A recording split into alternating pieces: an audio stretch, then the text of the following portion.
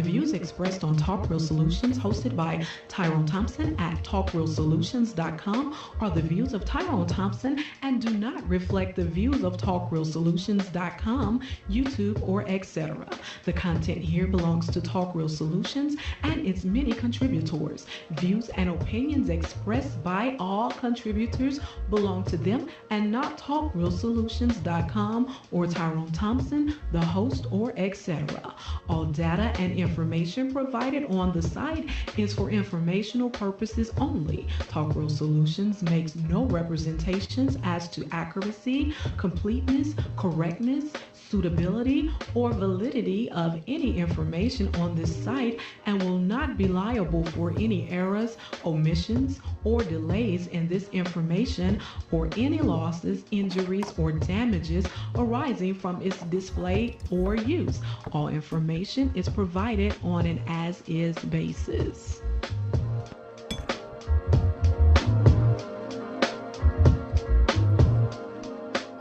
All right. Welcome to the show.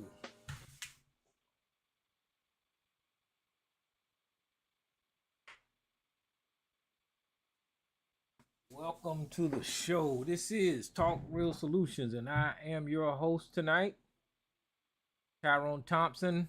I want to thank you for tuning in. Today is September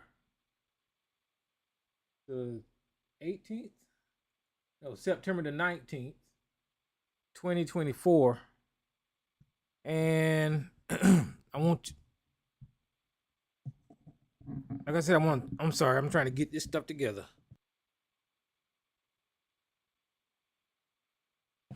All right, if you want to join the show or listen to the show, you can listen to it live on YouTube, or you can call into the number and join the conversation anytime you want to. You know how I do over here.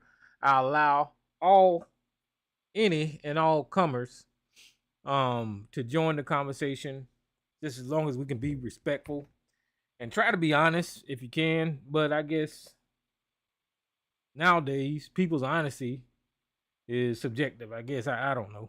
But if you want to call in and tell us what you got on your mind and all of that kind of stuff, you can dial the number at 717-908-1834 and hit the access code at 917-324, and I'll get you on the line here. What's going on, Miss MJ? And we'll do like we do every single week. Shoot. There's a lot going on, y'all. There is a whole lot going on. And I can't help but stumble over it, especially in politics. And we'll get around to all of that. And I'm still disappointed at how this country is not even, I don't know. I think somebody done gave this country a crazy pill and people are just stupid now. And that's terrible coming from me.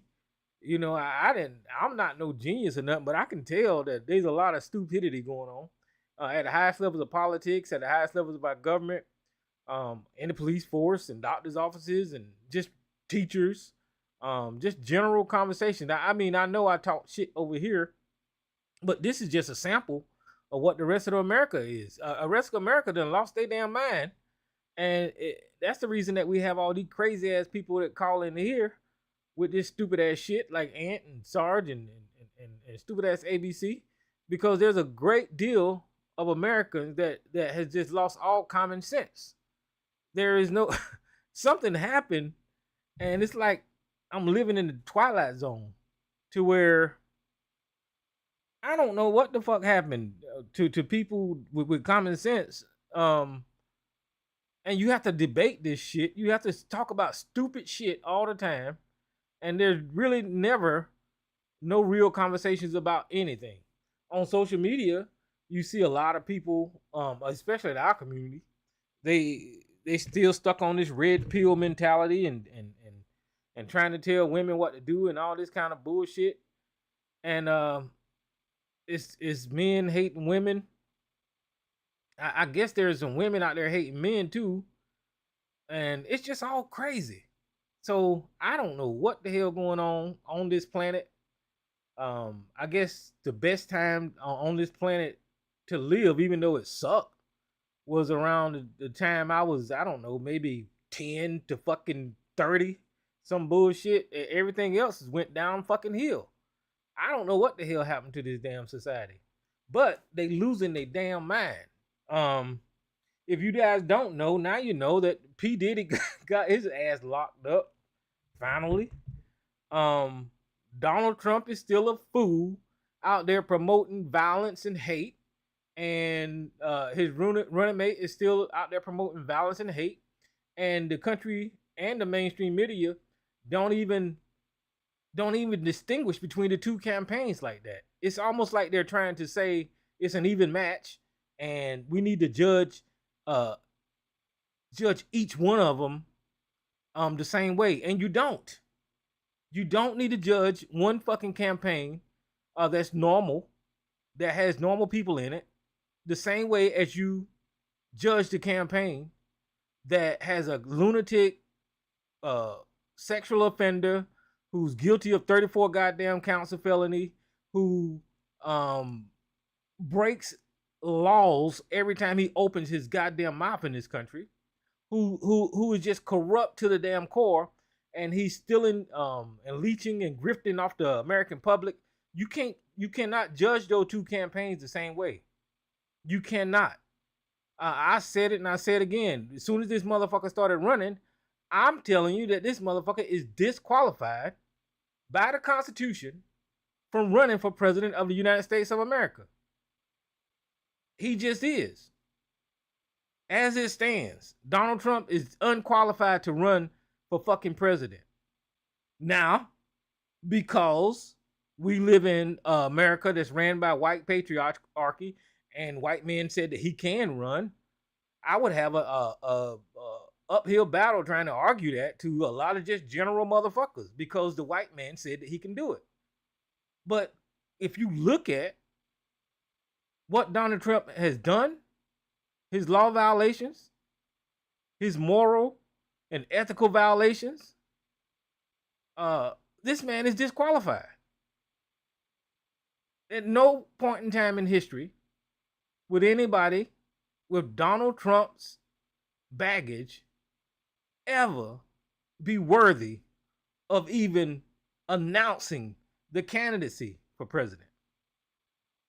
This is let me, I'm sitting here running off of the mouth. Let me see if my audio is working. Oh yeah, it's working on there and it's working on there. Yeah. This has never happened in the history of this country. And you know, now that it's fresh news, I want everybody to pay attention to what I'm getting ready to say. Somebody need to tell Donald Trump, because two people have attempted to take his motherfucking life, that clearly this country does not want him to be president. Now, I'm not saying that the left did it. The left didn't do it. People who support his ideology did it. That should tell him, the media, and everybody else, other candidates ain't getting the fuck shot at. So this must mean this country that you trying to run or be the leader of, this country don't want you. Why don't that narrative ever come out? If I start doing something and somebody don't want me to do something so bad that they shoot at me, then I'm going to quit doing it. I'm not going to do it anymore.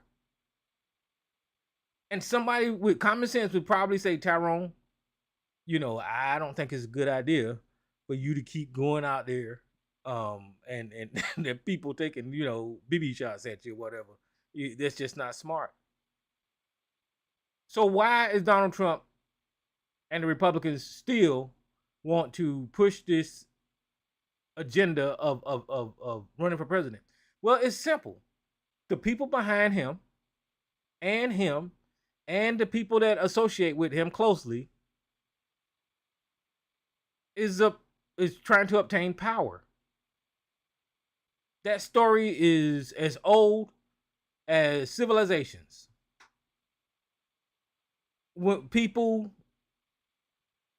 trying to obtain power by any means necessary.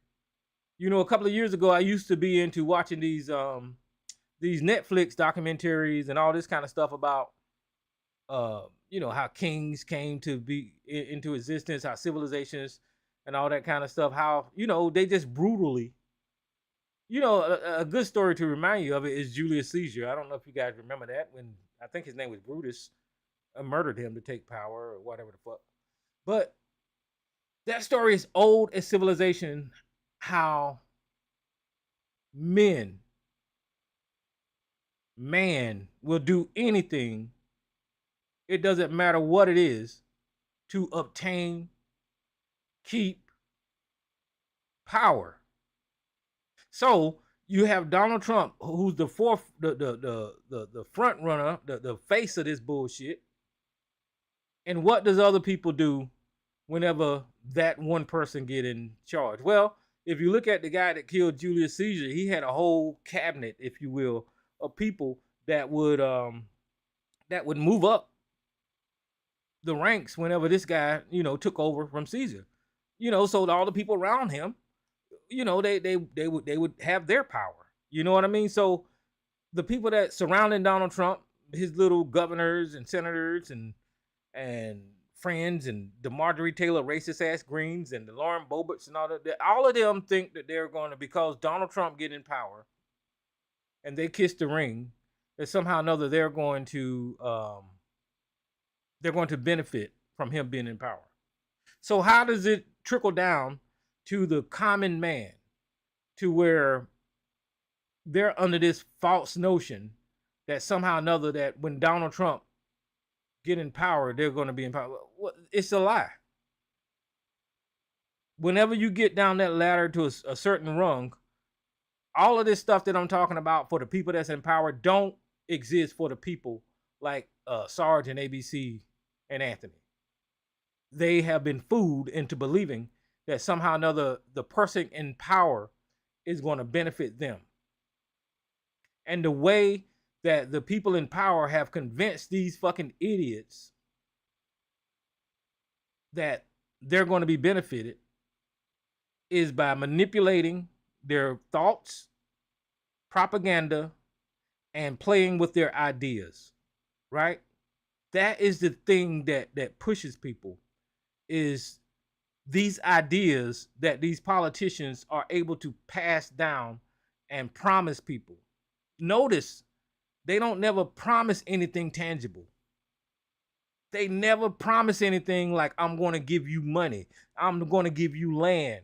I'm going to give you diamonds. I'm going to give you gold. They don't never promise any of that bullshit, right? Because they can't do that. But what they can do is lie and give them some type of feeling of achieving an idea if the person that they support wins. And that shit is powerful. I mean, I'm not trying to downplay it whatsoever, because once you convince a large group of people of an idea, and then they start that large group of people trying to obtain that idea, then that is power. That's simply what it is. That's what religion is. You know, these ideas getting passed along amongst large groups of people. So politics kind of work the same way. But as we've discovered here on the show, and the countless hours that we've talked about religion, we've seen that a bunch of it is not true, guys. You know, and it's the same thing with politics. That's why we call politicians liars, because we know that they're going to lie. We know that they're going to lie. That's part of their damn pedigree. They're there to lie to the public, to convince the public of whatever said lie is, so they can get into office, right? Now, I'm not saying, you know, that some politicians don't make good on their promises, because they do, but I'm just talking about a snapshot of what we have going on right here in 2024 and since the beginning of Donald Trump. Donald Trump has been lying since day one. And the biggest lie, and the one that I can remember the most, is the border wall that he said that he was going to get Mexico to pay for, which never happened, right? That was a lie. That was a campaign promise. That was a lie. And as time went on, that lie changed. The reason that you can change it is because it's a lie. If you're telling the truth and you're going to be good on your damn truth, then you can't change it. It's you got to present whatever the hell you promised me, right?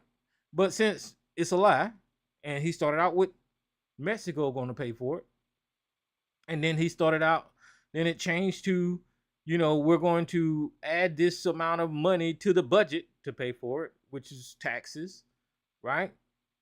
And then it was, we can't do it because of the Democrats and all of this kind of bullshit that lie evolved into.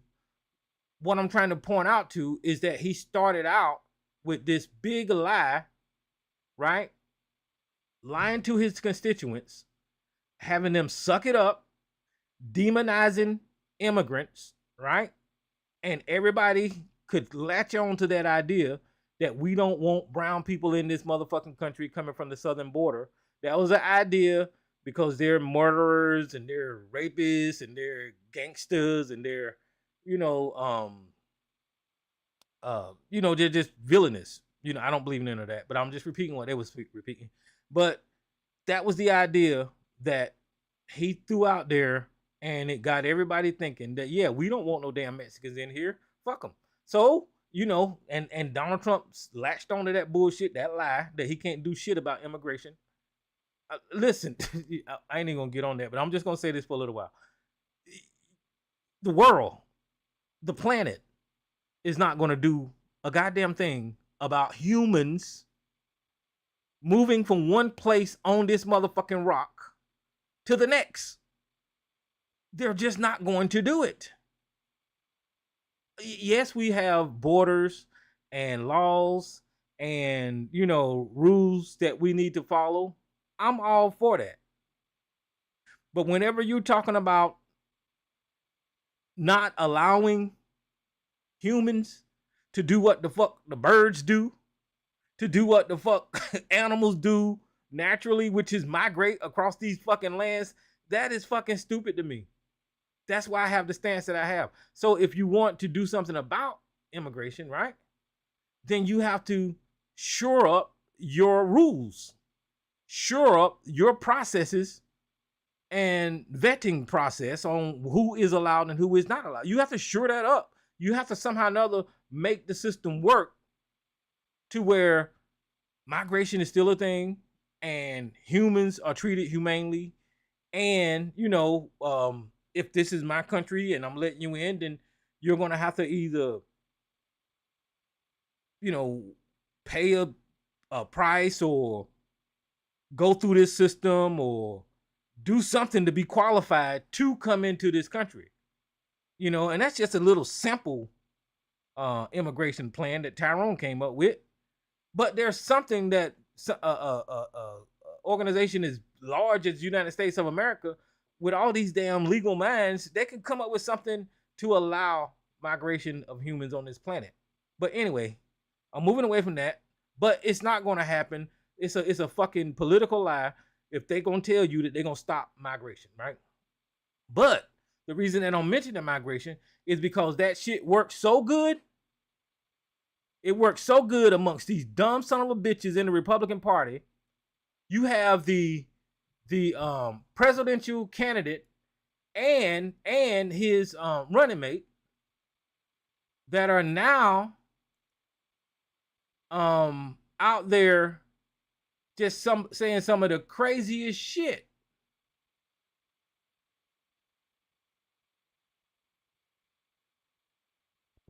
They're eating the dogs, the people that came in. They're eating the cats. They're eating the pets of the people that live there. Now, that started from building a border wall. Now he's to this fucking extreme where nobody ain't questioned his goddamn idea of building a border wall about these immigrants and these bad brown people, because he can say anything that the fuck he want to say. And now he's saying that immigrants are eating fucking dogs and cats and eating the pets. And ain't nobody, and as a matter of fact, they doubling down on that shit. because nobody didn't call him a goddamn lie whenever he said that he was going to make Mexico pay for the wall. That's how we got there. And that's what Donald Trump and his campaign and the Heritage Foundation and the rest of these white racist motherfuckers know, is that you can fuck with the psyche of a society by presenting things a certain way and repetition. It don't matter how crazy it is. If you repeat it, somebody gonna fucking believe it. If you repeat something enough time, I don't give a shit how crazy it is, somebody is gonna believe it. And that's part of their strategy. Notice that they constantly say the shit over and over and over and over again. And I'm thinking to myself, that somebody with some common sense is like, who the fuck is gonna, this how what I used to think a while back. Who the fuck is gonna believe that crazy shit that y'all talking about? But I see now that it doesn't matter what the hell they say. If they say it over and over and over and over again, you will have Sarge call in here and brag about picking up binoculars at a polling station watching voters.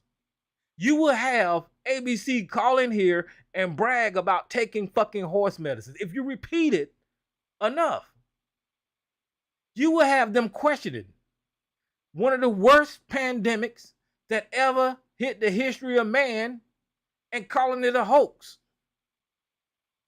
If you repeat it enough, these motherfuckers are so stupid and dumb and so indoctrinatable, if that's a word, that they will soak in like a fucking sponge to these fucking brain dead zombies, and you'll have them repeating that shit. Now I don't know what the hell I'm talking about. I just started talking about Trump and I still just kept going. But we got news. We got news y'all can use. P. Diddy. No, let's do this right here. I'm gonna stay on politics for a little while longer. Because I don't know if y'all know this guy. I got him on the screen up there. I think his name is Mark Robinson. Let me get a screen where y'all can see, because this screen, y'all need to see all this damn screen. Cause this guy, let me see. Hold on. Y'all not be messing with this thing. So that's that. So I'm gonna click on this and try to zoom it down and stretch it out. Okay, so I think I got it. Okay, so hold on, I got almost had it. Boom. I'm sorry, y'all, but y'all know me. I'm an old man. I'm a senior. Am I a senior? I ain't no senior. Y'all old. I ain't old. Okay, so here's the CNN article, right? And this guy from North Carolina, the Lieutenant Governor, Mark Robinson, y'all know him, the fucking crazy ass Christian that stands up there and talks all this Trump shit. He's a heavy Trumper, right? But this is the hypocrisy that I'm talking about. This is the dumb shit that I was just talking about. And that's why I brought this story up. Because if you repeat it enough, people gonna fucking believe it. And he's kind of like a pro at this bullshit. He repeat to white people that he's a evangelical, that he's a Christian, that he's a Trump supporter, and everything that the Democrats do is wrong and devilish and all this kind of bullshit, right? We all heard it before. We heard all this shit before coming from the Republicans, right?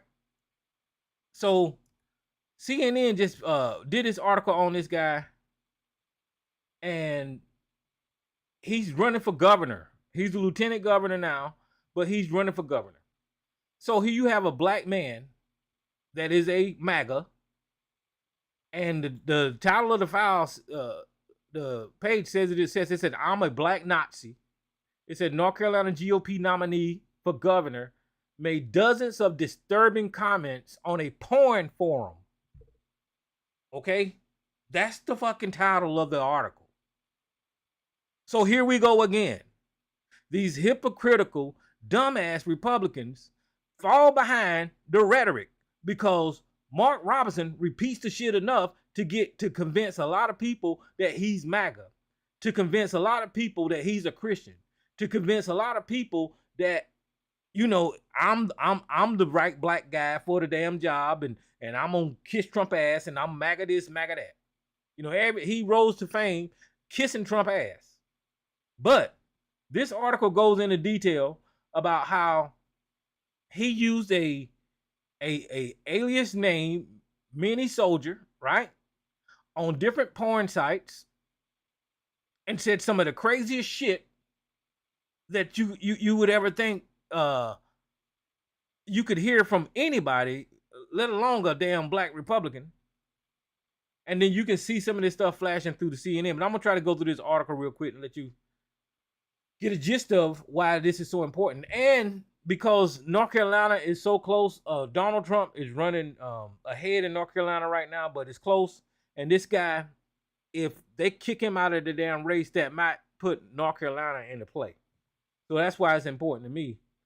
Plus, I'm from North Carolina, so.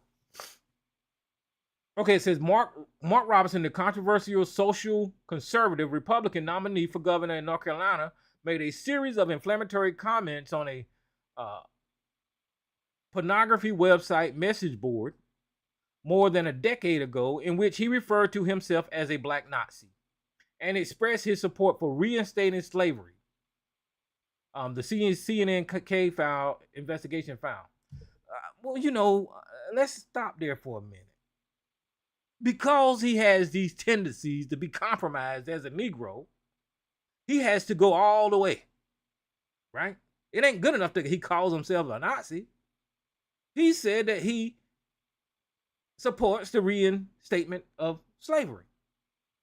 All right, despite a recent history of anti-transgender rhetoric, Robinson said he enjoyed watching transgender pornography. A review of the archive messages found in which he also referred to himself as a perv. So here we have the family values people, the people that are conservative, the guy that is first in line or whatever in the election in North Carolina to be the governor, a Republican conservative governor, that enjoys watching transgenders online. There ain't nothing wrong with transgender doing whatever they're doing. Let me just put that out there. I don't give a shit about transgender. And calling himself a perv. But the problem with why I'm pointing this out is that party, the Republican Party, is all anti-transgender, right? This guy had got a history of watching transgender porn. All right. The comments which Robinson denies making predates his entry into politics and current stench in North Carolina's lieutenant governor. They were made under the username that CNN was able to identify as Robinson by matching the litany of biographical details and shared emails between the two. So CNN did its work to validate if this username is this Mark Robinson. I'm going to match it with this, and I'm going to match it with this. And turned out, you know, he recently uses the username. Many of Robinson's comments were gratuitous, sexual in nature, and lewd in nature. They were made between 2008 and 2012 on a Nude Africa, a pornographic website that includes a message board. The comments were made under the username Mini Soldier and a moniker Robinson uses frequently online. Robinson listed his full name on his profile in Nude Africa, as well as the email addresses he used in numerous websites across the internet for decades. CNN is reporting on only a small portion of Robinson's comments on the website, given their graphic nature. Screenshots show Robinson as Mini Soldier all over the internet. So I don't know if you guys can see those screenshots. I don't think I can zoom in. But that's all right. We're going to get you Mark Robinson. But if you just pay attention, you can see that he got on Twitter, the handle Mini Soldier. On Pinterest, the handle Mini Soldier. On Black Planet, Mini Soldier. On whatever this is, Discus. I don't know. I ain't never been there, but that's his pictures on that one. And on YouTube, he got a YouTube channel that says Mini Soldier. So all of these websites that he's a member of, he has a username of Mini Soldier.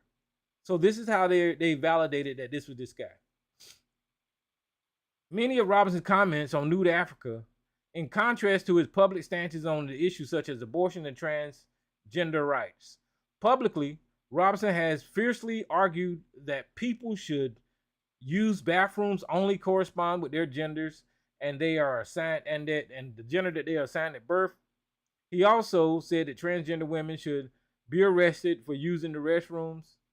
If you are a man on Friday night and all of a sudden Saturday you feel like a woman and you want to go to the women's bathroom in the mall, you will be arrested.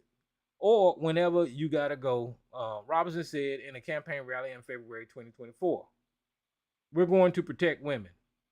Yet, under the username Mini Soldier and Nude Africa, Robinson graphically described his own sexual arousal as an adult from the memory of a secretly peeping.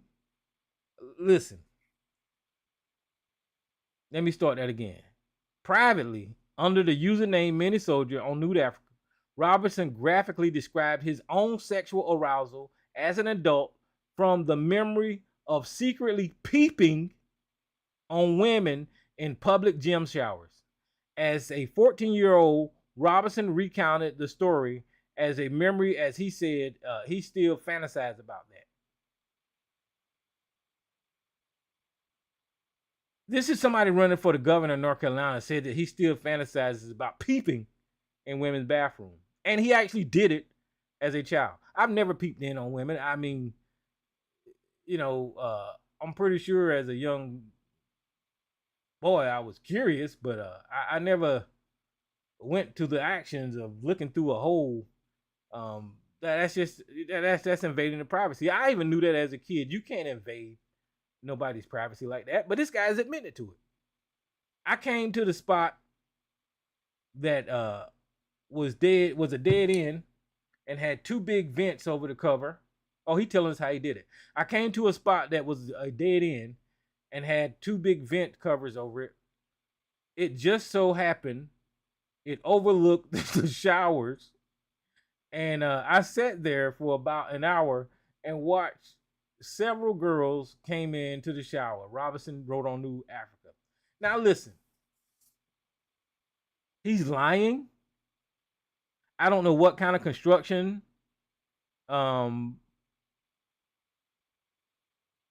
builds vents over fucking showers, but my point is he had to do some work to get to those vents. And you just can't come to the end of a dead end and there's just two shower vents there. That ain't the way buildings are made. When buildings are made, even when he was that young, they keep in mind the construction of bathrooms. You know, it's a bathroom. Nobody don't want to be exposed. So this motherfucker lying. He lying just to, I don't know. But the fact that he admitting that he's peeping in bathrooms and on bathroom showers at windows tell you this guy is a weird dude. And he's somebody that Sarge supports. He's somebody that ABC supports. He's somebody that Donald Trump supports. They all support this guy. This creep. The Republican Party supports this goddamn creep. And I'm not just saying that. There's plenty of images on the internet showing people in the Republic. As a matter of fact, hold on, let me do this right here. All right, so this is this dude from Midas Touch named Ron Filikowski.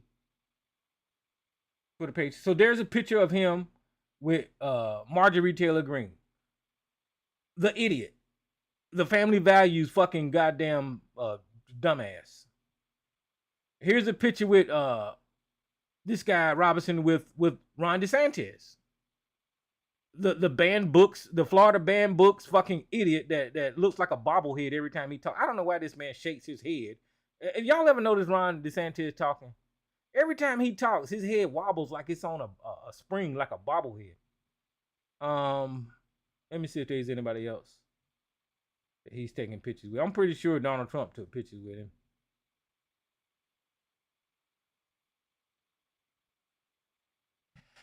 Oh, well, anyway, the point is to show you how the Republican Party embraces this idiot, this perv, this guy that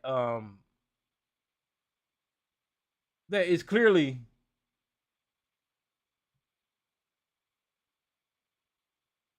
a fucking perv.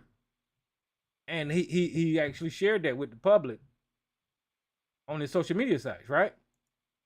So where was I at? Okay, CNN is not publishing the graphic details of Robinson's story. I went peeping again the next morning, Robinson wrote. But after that, I went back later was shocked. So those were two times the only two times I got to do it. So I can just imagine that CNN ain't posting the details. He probably was on this forum just talking all kinds of stuff about rubbing Vaseline on himself and eating horse pills at the same time, or whatever the hell they do. I don't know what the fuck they do. ABC do. You know, y'all rub Vaseline and eat horse pills while you peeping on women. I don't know what the fuck y'all do. Okay, so here we go. In other comments on Nude Africa, Robinson discussed his affinity for transgender pornography. I like watching tranny on girl porn. Oh my goodness. And that's effing hot. It takes a man out while leaving the man in.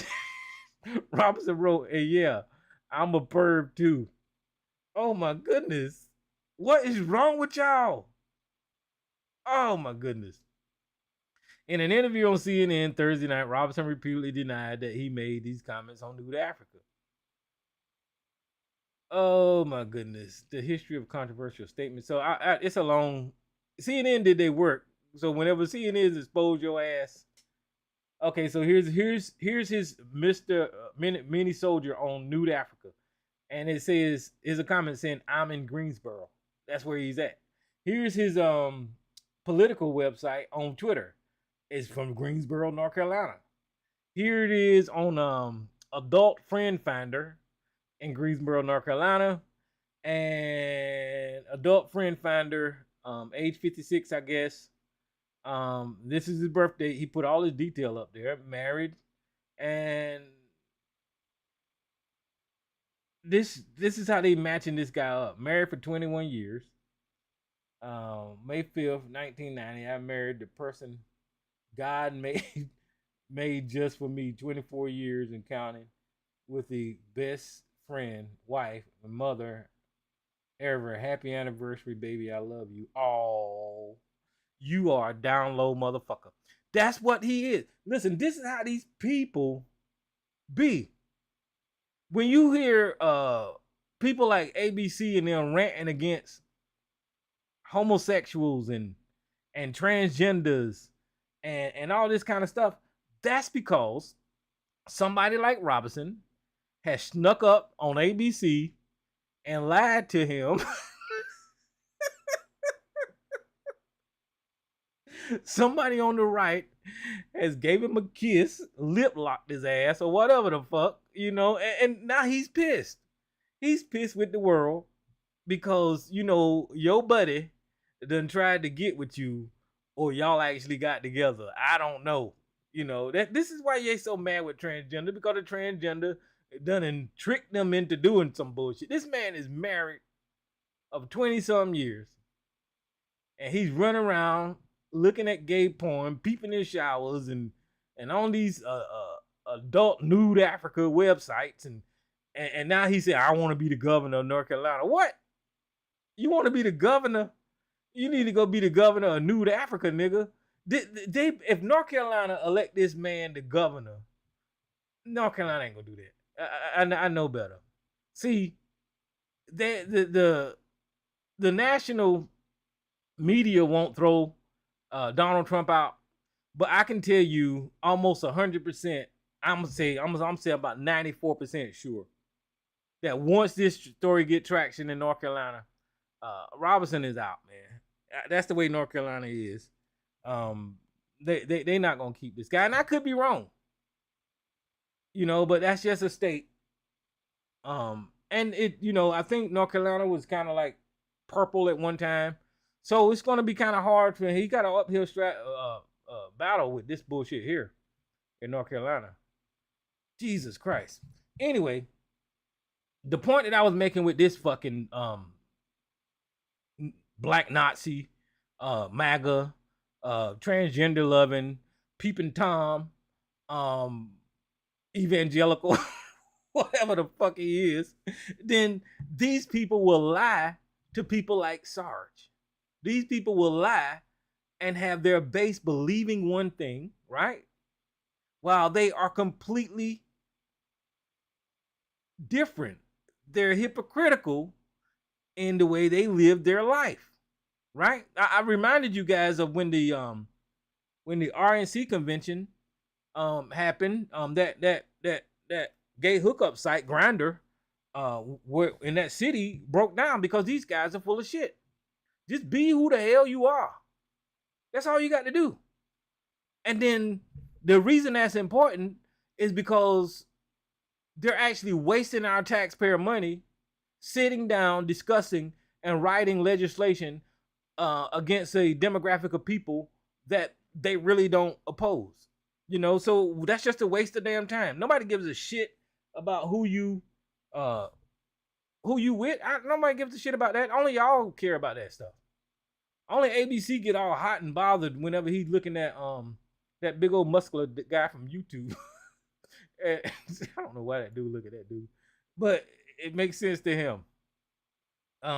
Okay, so what else we got? P. Diddy. I know I'm gonna hurry up, y'all. Let me see if I want to do P. Diddy yet. Who else we got?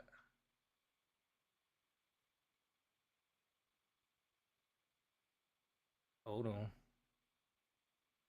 No, that ain't the one. Yeah, I think let's talk about well, real quick, since we on politics. Now, I don't know if we talked about it last week, or I don't even know when it happened. Oh, well, let me do this right quick. Because this, I wasn't really following this young girl right here. But this ballerina passed away a couple of days ago. I don't know if you guys know or ever seen her, but on YouTube, she popped up in my screen, and I was like, wow. And then I kind of like clicked on her, and it told us a story about how she was adopted from Africa by a white family, I think, and she became one of the best ballerinas in the damn world. And she passed away.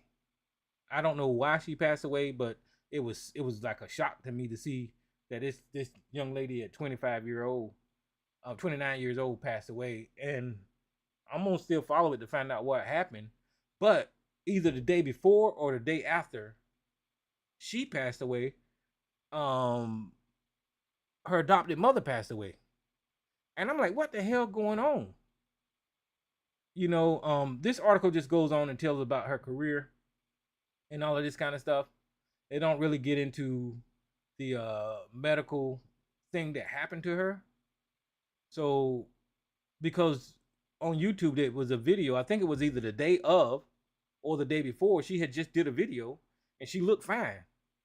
So I don't know what happened to this young lady, but it is a sad day to see somebody with this much talent who rose to fame and literally came from like nowhere to become one of the world's best, and then we just suddenly lose somebody like this. So rest in peace to this sister, Michaela how you say that? Mabinti De Prince. She died at age 29. Just thought I want to share that with y'all. Okay, so Donald Trump just got shot at again. I don't know if we talked about this last week. He didn't get shot at again. And so I'm not even going to say that. The media is saying that it was a second assassination attempt. I'm not saying it was an assassination attempt. They found somebody in Florida laying on the ground with a long gun. That's America. You're going to find somebody somewhere in America laying on the goddamn ground with a long gun in this motherfucking country. I can guarantee you that Sarge is probably laying on the ground with a long gun right now. And he's not attempting to assassinate a goddamn soul. Now, where he was at Trump Golf Course, right? He had his long gun pointing through the fence. And they found him with some material there that looked like he'd been there for a little while and a GoPro. But he did not pull the trigger. I think what happened was the Secret Service saw the long gun sticking through the fence, and they shot at him, and he skedaddled and got out of town, got out of Dodge, and they caught up with him, and they arrested the guy. You know, and have you know it, he wasn't a damn Democrat. He wasn't no leftist. He wasn't a liberal. He was a homegrown terrorist, just like the rest of these homegrown terrorists is. A white male that had access to weapons of war and was taking his anger out using those weapons that this country has so much access to. Now, the Republican Party is telling you because the Democrats call Donald Trump a threat to democracy is the reason that Donald Trump got shot. Is having these assassination attempts. Tyrone is telling you is because this country don't give a fuck about how many guns this country allow on the streets. This country don't give a shit about putting any regulations or doing any type of mental exam for these people that have access to these guns, because this country allow white men to just walk around willy-nilly with all of these guns and do whatever the hell they want to, and it's all right. That's how the hell Trump got shot at once, and this guy was laying outside of his fence. It ain't got shit to do with the Democrat rhetoric. So don't fall for that bullshit to where they saying the Democrats need to tamp down calling Trump a threat to democracy. Trump is a threat to democracy. Trump threatened democracy on January the 6th. Trump threatened democracy whenever he had his fucking supporter go attack the Speaker of the House's husband with a fucking hammer. Trump is a threat to democracy. The Republican Party don't exist like it did before, and that Republican Party has become radicalized and is inundated with white nationalists. It's inundated with racist, xenophobic people. These people believe in conspiracies and all kinds of dumb shit. Trump is a threat to democracy. He's already torn down one political party in this goddamn country, part of democracy. He's gotten rid of. That's a fact.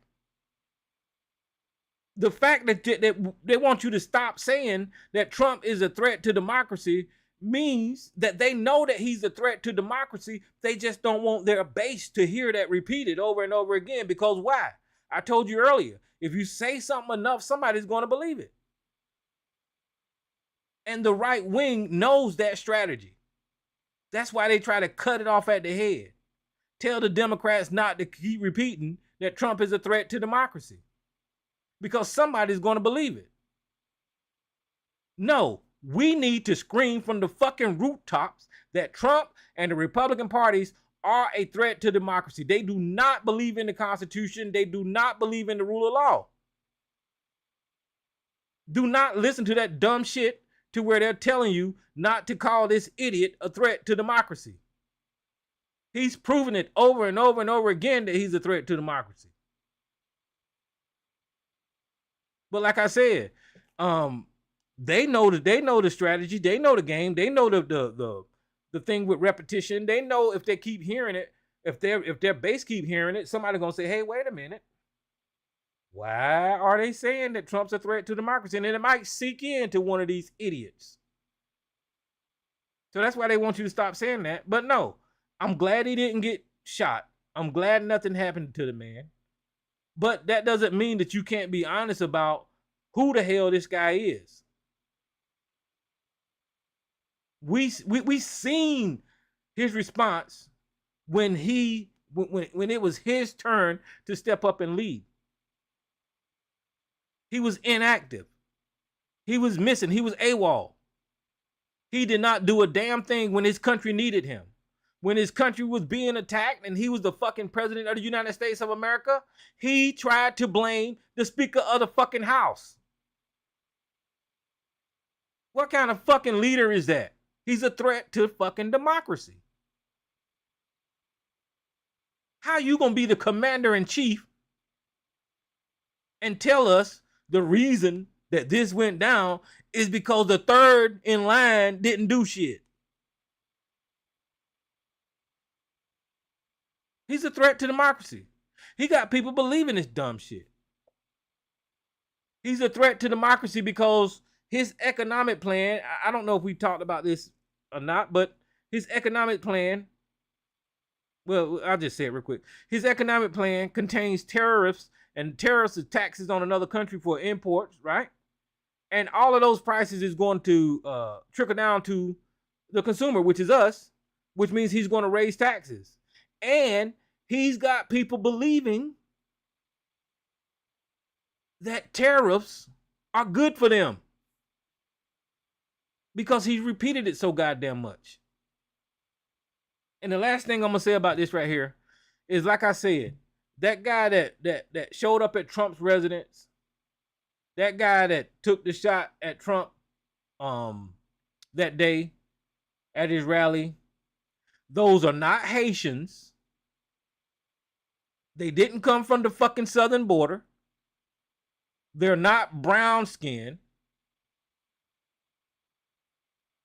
Those are homegrown terrorists. And it's a common nature in this country for that type of individual to take those actions. But they got you worried about some fucking lie that they are spreading about Springfield, that somebody's eating goddamn dogs. They're eating the dogs. The people that came in, they're eating the cats. They got you worried about that dumb shit. So, okay, so I'll open this line, and what's happening, man? I was gonna get into the P. What's happening? What's happening? Hey, man, I want you to come on my show Saturday. Saturday? So I can talk to you without interruption. I don't want all these Oh yeah, you do get people riled up, don't you? Yeah, but look, man, I wanted to get you y'all kill me with this threat to democracy thing. And man, you smarter than that. This is the only reason that I hold on to hope that you ain't lost like everybody else and shit. Because I honestly think you smarter than that. Who's threatening our freedom of speech? Who's threatening our autonomy? Like mandate we get vaccines and shit. You know it's the other side. And so just, I know how you feel and you don't believe, whatever, but just drop that shit. You keep spreading it and yelling it like it's real. And you know good and damn well it's the other side that is actually threatening democracy. And freedom of speech is the most basic thing there is. Mm-hmm. I think you're smarter than them, man. So you want me to drop it? Well, no, I think the point is that I think you know better. Mm-hmm. You yelling and screaming that the other side is the threat to democracy, but your side, mm-hmm. who you love and defend, the Democrats, is pushing censorship. They want to do, mess with the gun stuff, but they also don't give a shit. It's like our autonomy. Like, fuck it, we're going to mandate that you get this bullshit. And now we know that it didn't work, but those are the people that's threatening democracy. Mm-hmm. And you said freedom of speech is the most basic, right? Yes. It's the most important, as a matter of fact. Mm-hmm. So would you consider books speech? Yes. And do you know that the people that you're supporting want to ban books? No. What you mean no? Where the hell you been for the last fucking damn 4 years, buddy? No, here's the difference. You said ban books. Yeah. Ban books. That means, hey, this book isn't allowed to exist. Nobody can get this book. We're no more printing it, and it's banned if you owned it and all that kind of stuff. Now, talking about the schools, you know, what, we're going to put every book that exists on earth in the grade schools, in the high schools? You know, there are groups or organizations in every state that decide what books will be part of that curriculum and all that kind of stuff. So that's the issue. No, it's like not. Which books are going to go in there? Listen, yes, it is. Listen, brother, you got the books that are banned in schools, but when that was successful in Florida, they went to the public library, and all across the country, they started banning books in public libraries too. Do you realize that? No, but I would say this, and seriously, I ain't trying to be funny or mess around with the language or nothing, but you live in wherever you live, South Carolina or something, whatever your neighborhood is, your community is deciding what it is y'all want in these public spaces. In the public spaces. You know, you got kids. Did you want your kids growing up learning about how to put a rubber on a dildo and all that kind of shit in grade school? Okay, so what you just said is not freedom. Whenever you said that every state should have their own ability to dictate whatever book somebody reads, that's not freedom, ABC. What freedom is if you can go to any state that you want and choose to read whatever you want. That's freedom. Whenever you saying that people trying to take away your freedom of speech, you literally called in here to tell me to stop saying Trump is a threat to democracy.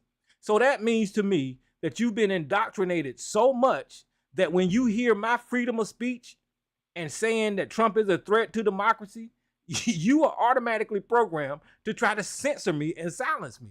And you don't even realize it. So look, what was the first thing I said when I called in and talked to you? I said, I think you are smarter than this and that you know better. Uh-huh.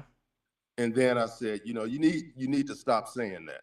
Ain't nobody trying to force you to stop saying it. You've been saying it forever. You stupid like the rest of them. But I think you're smart enough to understand that the threat to democracy is any attempts to go against our constitutional rights. These are human rights: freedom of speech, freedom to defend ourselves, you know, autonomy of our own bodies.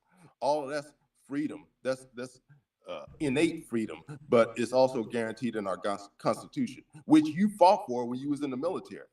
But now you out the military, you got that retirement check, and you willing to go around taking away people's freedom.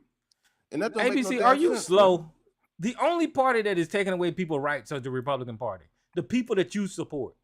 They literally, listen. Hold on, let's just go step by wait a step. minute, let me finish this. It's 2 seconds. They literally changed the Constitution to take away rights, ABC. They did. Okay, explain that. Where did they change the Constitution to take away rights? Roe v. Wade was a right in this goddamn country. The right for a woman to have freedom for her own body between her and her goddamn doctor. Now that the Supreme Court made that decision and rolled it back, you have to go through your government to get permission to get medical fucking care, ABC. They took away that freedom. Okay, first off, you still can get an abortion. That's not what I said. Well, that's what matters. No, you said freedom. Keep it on freedom. Keep it on freedom. At one point in time in this country, everybody had that freedom to do whatever they wanted to do with their doctor. Now they don't have that freedom. Do you understand? It's state dependent. It's government dependent on the state. I understand what you're attempting to say, but you know, look, the abortion thing is a little more complicated than you're making it, because we're talking about killing human life inside of the womb, and that's a whole nother subject. It gets in, you know, that'd take up the whole show, man. But let's talk about censorship, freedom of speech. Okay. What is that a freedom, and is it guaranteed in the Constitution? I think it's the First Amendment, right? Yes. Yeah. Okay, so you agree that that's a freedom that's guaranteed in the Constitution? Yeah. All right, so who's trying to take away those freedoms? Who came up with misinformation, malinformation, censorship, the government? Who brought the government into working with media sites, particularly social media sites, to censor people, make them inactive or take away stuff that they're posting, including doctors posting stuff. They censored them and stuff. Who did that? Okay. So you're going to let me answer this.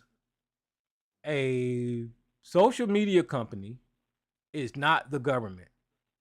And whenever the social media company decides to stop you from saying whatever they're going to say on their platform, it ain't for the reasons that you're stating. Whenever you're talking about disinformation and people warning that people are putting out disinformation, it is for the health of the goddamn society, ABC. You literally took horse medicine, and that was a danger to you, and somebody was trying to tell you that you should not do that. It's not healthy. You're stupid as hell. No, they were trying to tell you that it was not healthy for you to take horse medicine. But because you push back and think that they're trying to take away your right to take your horse medicine, then you think that they're trying to censor you. You were able to take your horse medicine, and ain't nobody do a damn thing to you. And you was able to take it so much that you came on here bragging about it. Ain't nobody did shit about it. So ain't nobody trying to take away anything that people do. They giving out disclaimers and warnings about disinformation. But what the right is doing is what I pointed out before. In public schools and in public libraries, they are banning speech. They are taking away books. They are telling you what you can and cannot read. You got it twisted, brother. So look, you said this thing about what was it? Oh, you said that government ain't trying to censor you with the social media. What's his face from Facebook? Zuckerberg just came out and said this was like a week ago. Did you miss this part where he said that the government pressured him? Did you hear that? I didn't. I heard rumors of it being talked about. Go ahead. Oh, rumors of. You heard rumors. No. Listen, I'm not saying that it wasn't true, but tell me what happened. Go ahead. Zuckerberg came out and said that the government pressured him in social media, but he said they pressured him to censor people and censor speech. Told him what to get rid of and all that stuff. And he said he regrets that he went along with it. Just Google it, man. You can Google it while you're on there, so we ain't misunderstanding or misstating stuff. Google it and tell us what it says. He admitted. He said that the government pressured him. And not only that, good and damn well they had hearings on this stuff. So this is what I'm saying. I know you're smarter than this. You playing stupid to play your partisanship stuff. Hello. Okay, hey, what's up, Maze? Hold on for 1 second. I just want to make sure that we're clear. Time on to this. go. No. Hold on. I'm gonna keep it social. Okay, so I want to be clear. When Mark Zuckerberg, here's the article. Zuckerberg says the White House pressured him to Facebook to censor some COVID-19 content during the pandemic. Meta CEO Mark Zuckerberg said Biden administration seniors official pressured Facebook to censor COVID-19 content during the pandemic and vowed that the social media giant would push back if they face such demands again. In a letter to Jim Jordan, Republican chair, House Judiciary Committee, Zuckerberg alleges that officials, including those from the White House, repeatedly pressured Facebook for months to take down certain COVID-19 content, including humor and satire. The officials expressed a lot of frustration when the company didn't agree, and he said in a letter. Okay, so right there. If the Biden administration did what they said in this article, Mark Zuckerberg, like I said, is a private company, and he could either do it or not do it. So Mark Zuckerberg said that he didn't do it. And I want to know what the fuck your problem is. Because before you go, I just want to know that there's two sides. Mark Zuckerberg said that he didn't do it from the Biden administration. But at the same time, I understand why the Biden administration was doing that, because it had motherfuckers like you taking horse pills. So what the problem? Okay, first you lied. And it's not, I don't know why y'all do this. It's unnecessary. You just said that Mark Zuckerberg didn't do it. He did do it. He said he regretted that he did it and that he will push back in the future if it happens again. But he did it like all the rest of them did. They all went along with the mandate coming from the government, the pressure from the government. We're talking about the U.S. government, the one that wrote into law that bill that protects those social media from being sued and stuff because some stuff was on their platform. They built in protections for the social media.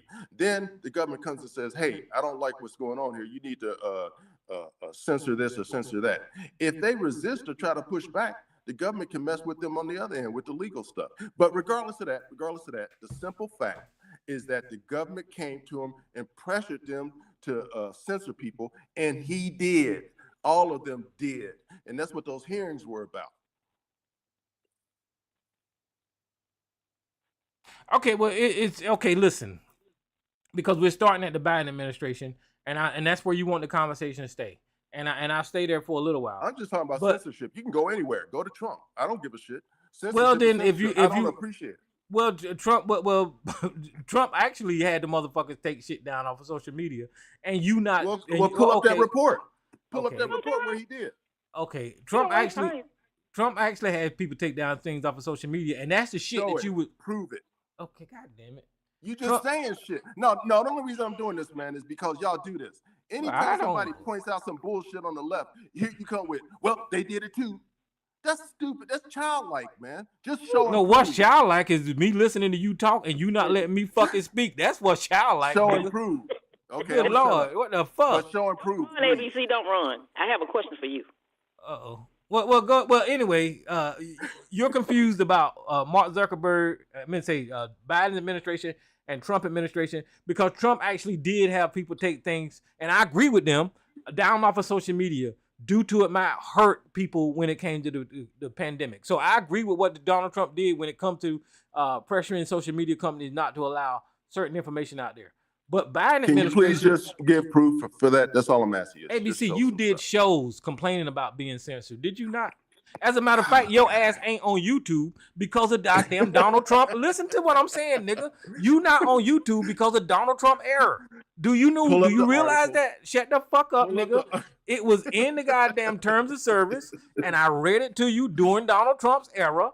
That's why your ass kept repeating the dumb shit about fucking COVID and monkeys in the lab and bullshit and kept getting the damn channel flag. That was during Donald Trump's fucking era. Biden wasn't even in the goddamn White House. So that's the proof. What? Just real quick. Please pull up the article that says that the Trump government was pressuring social media to censor people. Please, just pull that up. That's all I want. Just show it. Can I say something? Go ahead, Mace. Oh, my question to ABC is, I heard JD say the other day that they're not threatening Kamala, and why are they threatening Trump? They're not threatening JD either. They're only threatening Trump. So why aren't they threatening him? I don't know. What's wrong with the ABC? I don't know, Mace. What's wrong with that question? I don't know, Mace. I don't know why they threatening him and not Kamala, and they're not threatening him, and he's supposed to be Trump VP. I don't know. Oh, that's what I was wondering when he said it the other day. And he said what? He said that they're not threatening Kamala, but they're threatening Trump, and they're not threatening JD either. So why they're not threatening him? Hello? Nobody knows, Mace. You're talking to yourself. Well, then you asked the question. Well, ask what question? What question did I ask? What question did I ask, Mace? You said that they're threatening Trump. Why they're not threatening Kamala? That's the question. I didn't say that earlier. You asked. You did say it earlier. And then I have another question for you. You're insane. No, go ahead.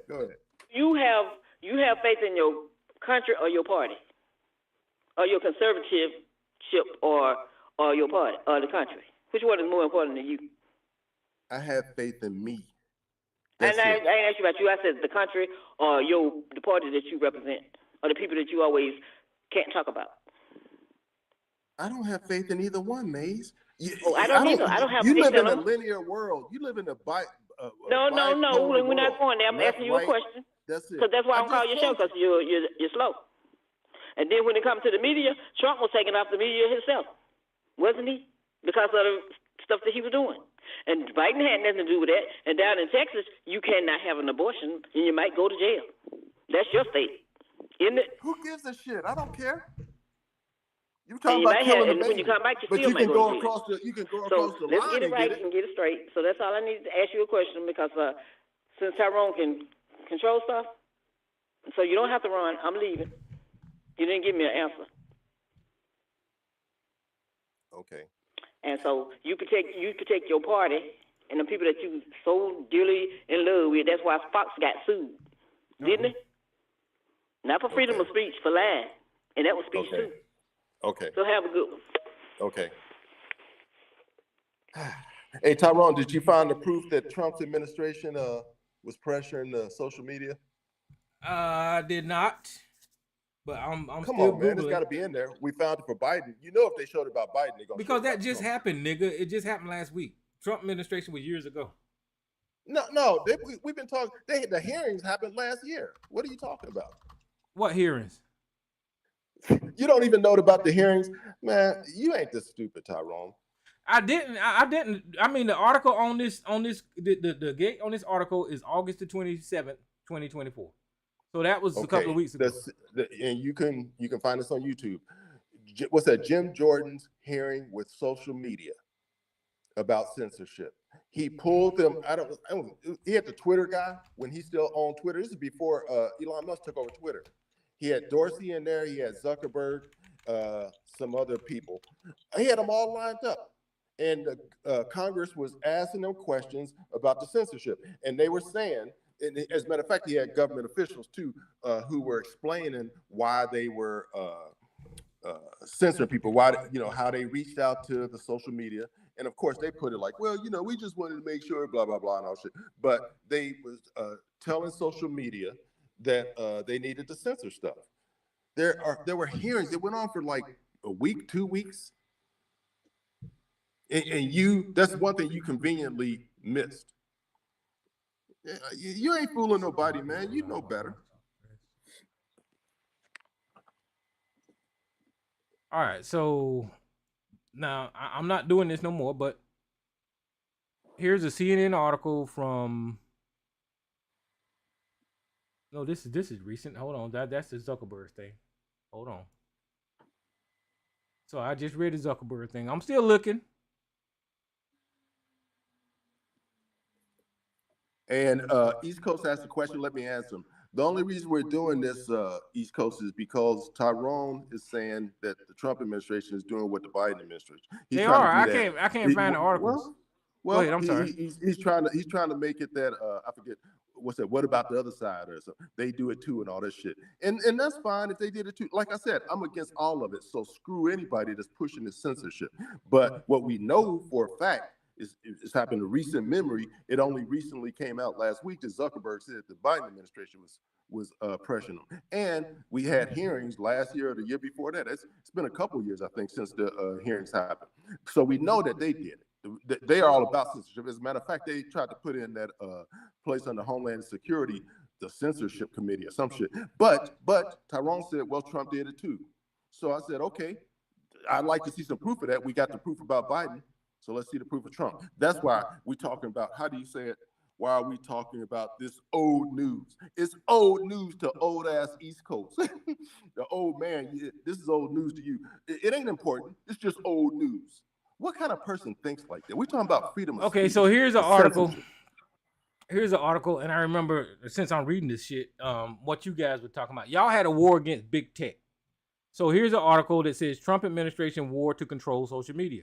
This was the damn Trump administration. On Wednesday, less than a week before the general election comes to a close, the CEO of Facebook, Google, Twitter will appear before the Senate committee to testify about the Section 230's liability shield and their company's content moderation. This is the same time Senate rushed through the Supreme Court nomination and still refuses to pass an economic relief for people who are unemployed and suffering from the pandemic's grave impact. But Republican lawmakers found time for this hearing anyway. Why? Well, maybe this hearing is part of political campaign. Over the past month, Donald Trump and his enablers have hijacked the banner of big tech reform. You remember you guys talking about that shit? They've used the power of the presidency, federal agencies, congressional hearings, and proposed legislation to bully tech companies into letting Trump propaganda, disinformation, blatantly false content run unimpeded on social media. that content is part of the dangerous attempt to downplay the dangerous pandemic and sow confusion about voting and lie about the election in the upcoming weeks. Republicans have long insisted that tech companies have anti-conservative bias. This is unsubstantiated and false claims that social media companies actively target conservatives and news and content for takedowns and bans unwarranted for fact checking. So I'm not reading any goddamn mo, but no, you don't need to. That's okay, perfect. I appreciate that. So you understand what you just read, right? Yeah, it was there. It was there. Go ahead. The Trump administration was fighting back against social media. They claimed, the Trump administration claimed that they were being censored, that conservative voices were being censored. And they said, if you're going to be censoring people, then we shouldn't have this, you shouldn't get this government protection for nobody can sue you, blah, blah, blah, because of stuff that's posted on there. You're limiting people's speech. So what you just read, the government administration was making noise or trying to go after social media for censoring people. That's why they wanted to go at them. Biden's administration was forcefully censoring people using social media. So it's two separate things. Okay, so I hear what you're saying, and I disagree, because what Trump is constantly doing is actually putting out misinformation, and he's actually out there saying shit like this. They're eating the dogs, the people that came in. They're eating the cats. Now, that is misinformation. Oh, wait a minute. That is misinformation, and social media companies should be accountable for allowing that type of bullshit to goddamn be out there in the goddamn atmosphere. So whenever you cheering Trump on for private companies not taking accountability to their audience and allowing dumb shit to happen, what results is people like you and Sarge going out there fucking watching polls and taking unauthorized medicine. So that's what happens. And it's proven right here in my conversation. So they should be some type of guardrails on there. You do understand that what do you call it? It's something 230, that bill 230. What that does is that absolves social media of any responsibility. I don't if somebody says something, well, regardless, that's what the government gave to them, and they have fought to keep it. So they're getting that protection, plus they're censoring people. So if we gave you the protection, then why are you censoring people? You know, if you're going to censor people, then you don't need the protection. You just put up what you want to put up. So let's take away this bill. And that's the thing. I wonder, I think you might be able to understand this, Tyrone, but a lot of people are slow. But all these, like that girl, some of these people, it's over their head. It's really simple if you get out of that partisan mind thing. We're talking about censorship and freedom of speech. One side is promoting freedom of speech. The other side is talking about misinformation and malinformation, and somebody gonna get hurt. And we need to stop this kind of stuff. You promoting censorship. So whenever you saying that people should not say Trump is a threat to democracy, what are you doing? Let me be very clear. Maybe I said something wrong. Maybe you misinterpreted it. When I came on, I said, man, you should stop saying that. I'm not trying to take away your right. I'm not saying that you should not be allowed to say it. What I'm saying is that I said it earlier. I think you're smarter than that, Tyrone. You are spreading propaganda because the threat to democracy is somebody trying to take away my freedom of speech. And once you take away my freedom of speech, you take away how I think about the world in reality. The only information is the approved information. And who's going to be the approver? It's the government. So whatever the government tells you is okay, if they don't validate it and rubber stamp it, then it's misinformation, malinformation, all this bullshit.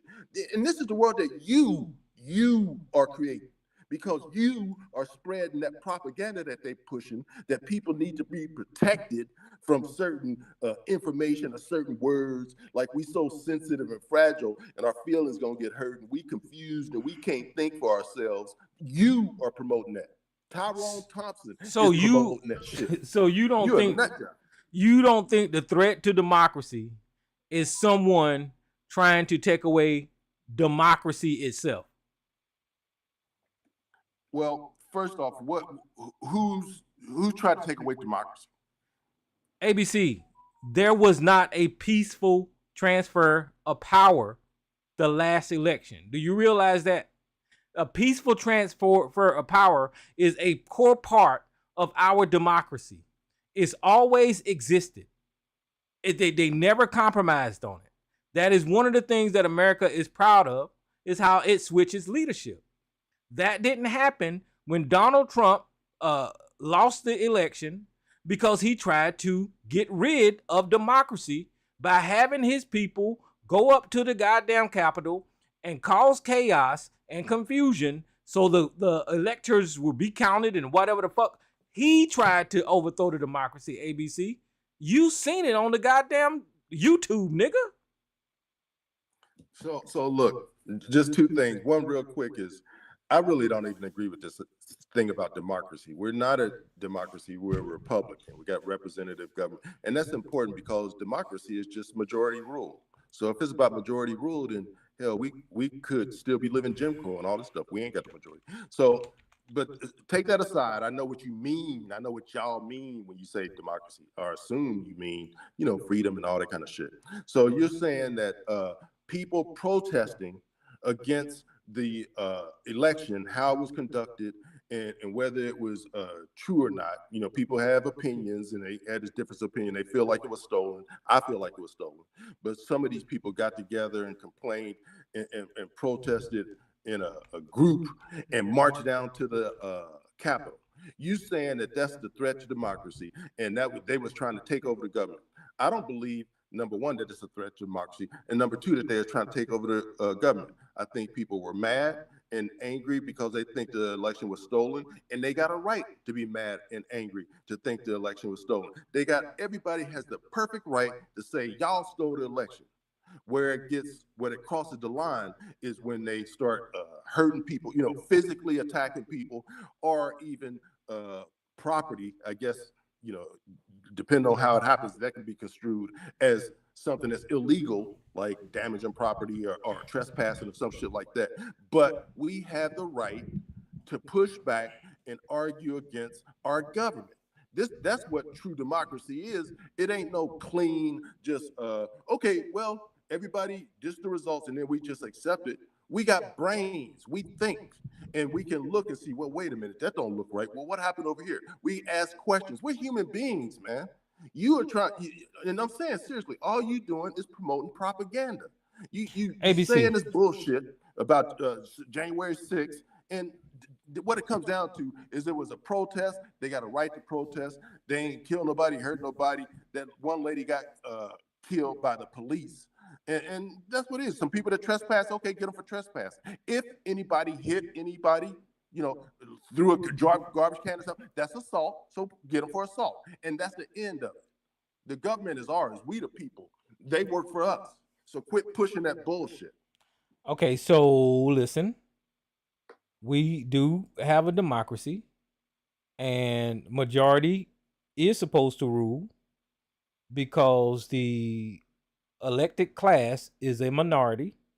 There's 100 senators, there's one president, there's 9 Supreme Court members, there's however many's up there is ruling, right? And you got 300 million people that can possibly vote, right? So that's the majority. And those 300 million people live in a system to where you can go and select who you want to be in charge.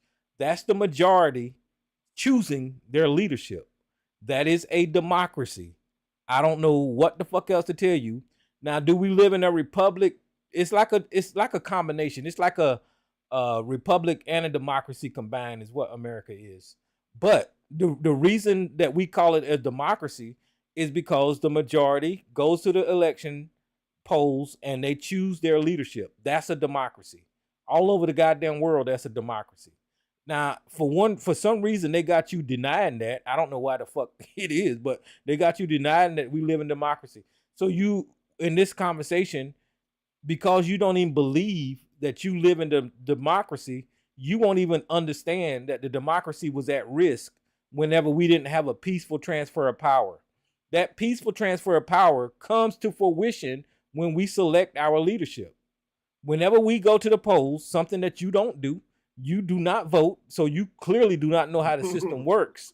So whenever you don't know the system and you're arguing against it, it tells me, and you're saying that we don't live in a goddamn democracy. It's telling me you're arguing from a point, and I ain't trying to insult you, arguing from a point of ignorance because you don't know how the system works. And it's the same system that you've been living in that's been allowing you the way of life ever since you have been here, ABC. And some reason nowadays you're convinced that that same system that raised you is somehow or another not the system that's supposed to exist. Let me see who this caller is. Who's this caller? Hey, if we have a This is democracy, Miss why do we Lady. have electorates? What's that, ABC? If we have a democracy, why do we have electors? It's a part of the Because damn the democracy. founding fathers set it up. That's why they set it up. Those that electors way don't have to vote to the way try the people do. and No. equal the playing field. Hold That's on, let why me- they did it. Let me do it like Those this right electors here. don't have to vote the way that the people do. They vote how they want to vote. You ask about elections, right? So here is- Electors, the people, oh, the you understand? Those oh, are the people that actually electors. I try. know what you're talking about because it's a racist system. Oh, But oh. Miss Lady, So we well, don't have that's- democracy then. we do have a democracy. Well, Miss we Lady- do because we do vote, but then there is the electoral college, and they're supposed to actually, and there's, Yeah, I the got my- electoral college consists of the electors that are equal to the number of the state senators and representatives. Yeah. So it's a way to try and equal the playing field. So, anyway, the electors are selected by the political parties in each state. Yeah. And the size of the state's population, the bigger the state's population, the larger the state's electoral college. Right. Yeah, I mean, I got my So- own issues with the electors, but it's part of the system, But so I they're accept supposed it. to. They're supposed to cast a vote for the constituents who have voted. Okay, they're not supposed to go outside of what the general public, the voters, have voted for. They're not supposed to go against that. Right. But but Miss Lady, you can go. But I do have my own issues with the electors. To me, and I'm just going to say this: it's to me, it's like white people's affirmative action.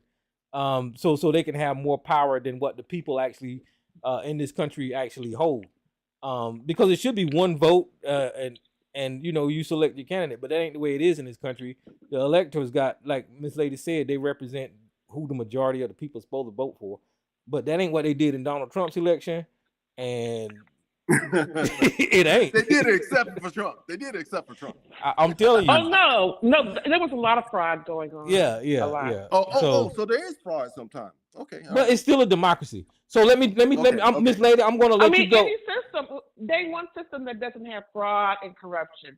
Every system has that. Okay, so Miss Lady, This I'm gonna let would you be go, but let me expected. check and see who this other caller is. Who's this other caller? What's going on? It's Jay, and then But after can I Jay, just say something to yeah, us, you're going Tyrone? to go, but let me acknowledge Elisa. You can go after Jay and Miss Lady. All right, go ahead, Miss Lady. You know what? These anti-abortion state laws are very discriminatory. It's very discriminatory against poor women who can't afford to cross state lines or fly out of the country to get their health care needs met. And who are mainly the poor women. They are Black women and they are brown women. It's highly discriminatory. And that's what I wanted to say in terms of that. Oh yeah, They're 'cause they- getting unequal. They're not getting equal health care at all. They're not getting adequate health care, and it places a very big undue burden on a poor woman to be able to get up and go across state lines for her health care or fly out of the country. It's an undue burden. It's highly discriminatory, and that's all I wanted to say to that. Yeah, because there was a story going around about a young lady who passed away. I think it was in South Carolina. Because she couldn't get the proper medical care.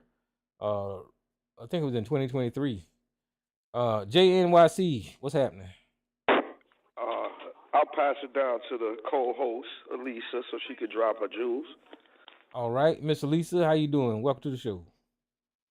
I'm doing okay. Hi, everyone. Tyrone, can you hear me? Because one of my earphones dropped off on me. Yeah, I can hear you. Okay. As far as you guys are talking about the Electoral College, there's a long background in that. And the reason for it, when they came up with it, the reason for it, it made sense because some of the states had more people, lots more people than some of the rural states, as we were eventually was no longer colonies and things like that. But it made sense because the states with little bit of people, as opposed to, let's pick a state, New York, as Iowa. They did not, back in the day, they didn't have a certain amount of people. And so everybody needed to be counted. And so that way that folks wouldn't be counted. So they came up with this electoral college. But the electoral college also has a lot of racist background when it comes to it too.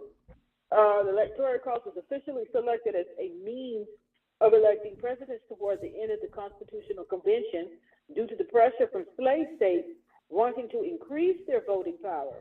Since they could not count slaves as 3/5 of a person when allocating electors, and by small states to increase their power due to the minimum of 3 electors per state, the compromise was reached after the proposal, including a direct election for president, as proposed by Hamilton, among others.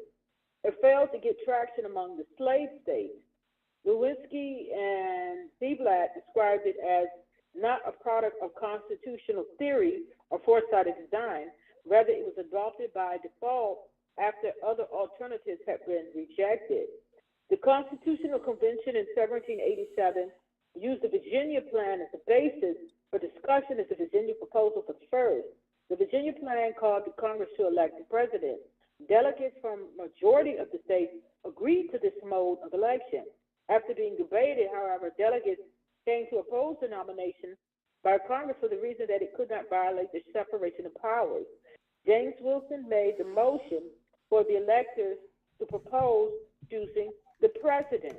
Later in the convention, a committee formed to work out various details, including a mode of election of the president, including final recommendation for the electors. A group of people apportioned among the states in the same numbers as their representatives in Congress, the formula for which had been resolved in a lengthy debate, resulting in Connecticut Compromise and the 3/5 Compromise, but chosen by each state in such a manner as the legislature may direct committee member. It goes on and on, but there's a lot more racist undertones, and the reason the slave states, because they knew eventually that slavery was going to be abolished. They knew this.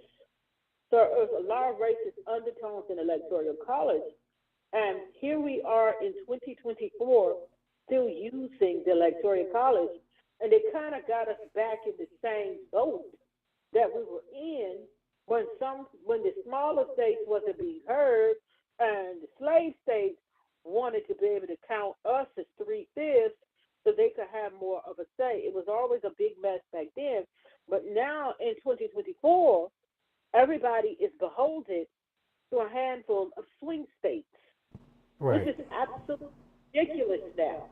That needs to go. We're all beholden to North Carolina, Ohio, Pennsylvania, and Georgia used to be a swing state, but some states that used to be swing states, they continue, like Texas, and certain ones, they continue to vote Republican, so they're no longer considered swing. And certain states that go back and forth, Virginia used to be considered a swing state. They're no longer considered a swing state because of how they have voted in the past certain amount of elections.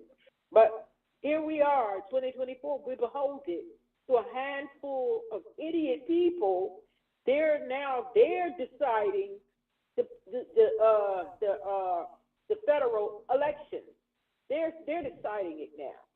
And that's why we have got to do away with the Electoral College and put it back to what it was, the democracy that the people choose from the bottom up, unlike the military, who is a government entity that is ruled and controlled by the top down, and it has to be that way. And people can Google and find out why that's that way. But democracy, the people at the bottom are supposed to vote, choose, and rule from up to the top. We elect to do our bidding. Now, we know it's not what it should be. We know that a lot of these politicians, after they have made bribery legal and they're able to take money from these PACs, it's all messed up now. The politicians we elect, they get to taking money, so they're not doing our bidding when we send them to Washington to do their job. They're just not anymore. They're doing the bidding of their donors now. So we got it all screwed up, and we're all beholden to a couple of swing states, which is absolutely ridiculous.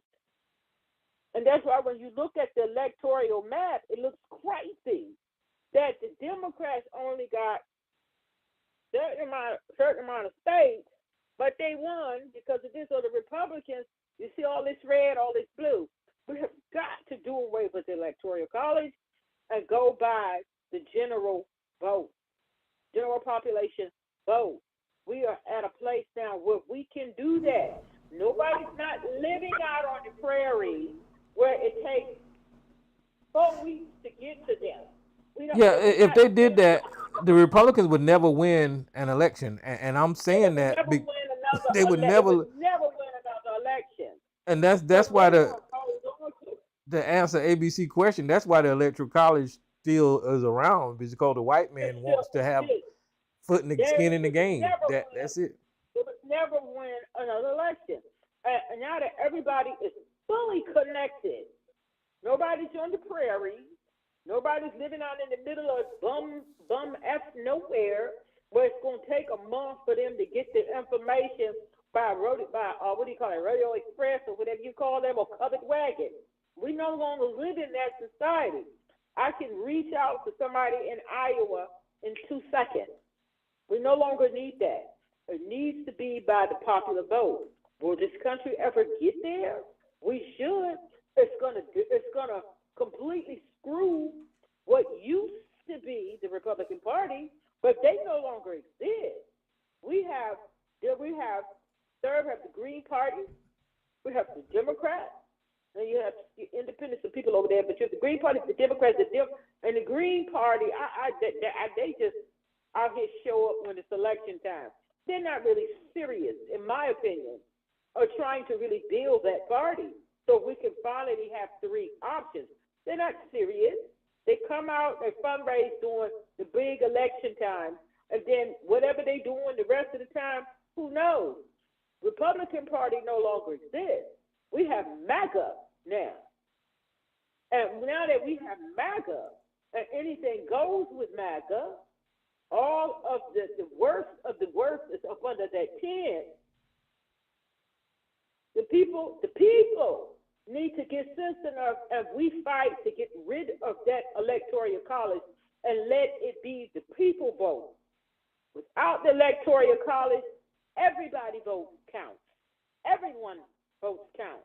Electoral college, it did kind of back then when people was living on the prairie, but since them days is gone, everybody vote doesn't count anymore. It really doesn't. It really does not count anymore. As long as we keep this system, which has racist undertones and racist backgrounds to it. That's all I got, Tyrone. Yeah, and to make my point here, here's a chart of the popular vote. It's going back to 1860. Previously, the Republicans was winning the popular vote, but if you look at the 2020, 2016, 2012, 2008, the Democrats won the popular vote. It's just been a trend here lately where the popular vote was being won by the Democrats, and if they got rid of that electoral college, these guys wouldn't win. They would not win. You have to remember, let me add this. I'm sorry to interrupt. Yes, back in the day, the Republican Party they would, even with the Electoral College, they was winning the popular vote. But that was a different Republican Party. Oh yeah, without a doubt. We kept take under consideration there was a switch, and once there was a switch, things started after a while, after a certain amount of decades, it started looking different as far as what the people were voting for. The problem is that the citizens, we all have more in common than we think. But when you have one people playing off this, another people playing off that, with the MAGA party, there is no Republican Party right now. What the MAGA party is doing is stoking fear, and then they have the people voting against their own best interests. They keep them with misinformation. This, that. And real quick, let me hit on this Mark Zuckerberg thing. The pressure from the, if you read the articles, Mark Zuckerberg even said also that he wished he had been more outspoken when the administration was pushing back on them, that y'all need to clean up this thing. And they were trying to say, y'all need to clean this shit up because they give them protection, but you're not even at home. You're not holding to your terms of service. These people are just doing buck wild out here. You want the protection, but you're not upholding your terms of service. They're not. Because in that long old thing that we all click the check on and don't read, all of that, misinformation, lies, this, that, all of it is all in that we don't read, but we check and we join. They wasn't upholding their own terms of service. So hell yeah, they got pressure. Y'all need to uphold your terms of service. You have to put out, and there was nothing wrong. They got rid of all of that crazy misinformation. We had a deadly world pandemic. And yes, he said he wished he'd been more outspoken about it with the pressure, but he also wishes they had did better as well, because they weren't upholding their terms of service. And putting up, this is misinformation. This has not been verified by the government, the CDC, this and that. And that's just telling people, read it, go along with it at your own risk. And stuff that was just straight out lies, they deleted that stuff because it went against their own terms of service. So how are you going to have terms of service? You're getting government protection, but you're not even doing your part. This is reckless. And the government should have pressured their asses. Because guess what? A lot of people died anyway because of that foolishness.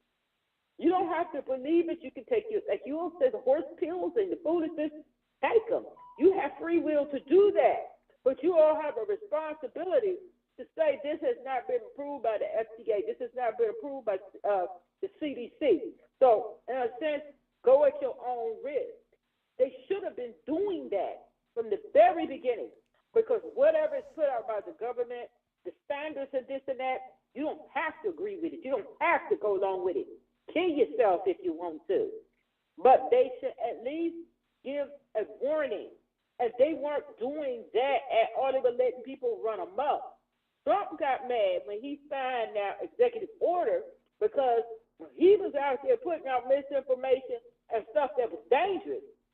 They censored him. And they had a right to do that because it went against their terms of service. And then he came after them, and then after that, they just went people go buck wild. So the administration was right to do that because some of us cannot walk and chew gum at the same time. We know that. As for the vulnerable people in our community that don't think, that are easily manipulated, if they are easily brainwashed and easily this and that, you need to have something to protect them. You really do. At least a warning. They put it on the medicines. They put it on everything. Social media was being derelict in their own terms of service. And for somebody to argue with that, to just let people run buck wild, something is absolutely wrong with you. Something is absolutely wrong with you.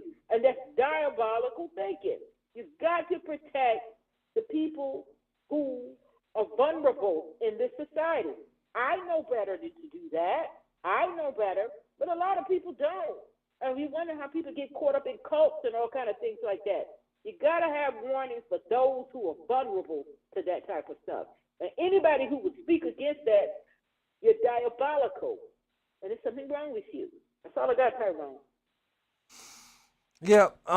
So I don't know. These guys that what I said is that these people are really confused, and I ain't got nothing against ABC, but he's clearly confused about how politics work and how and what benefits him in this society. Those guys that he's cheering for is not going to do him any good as a black man in this country.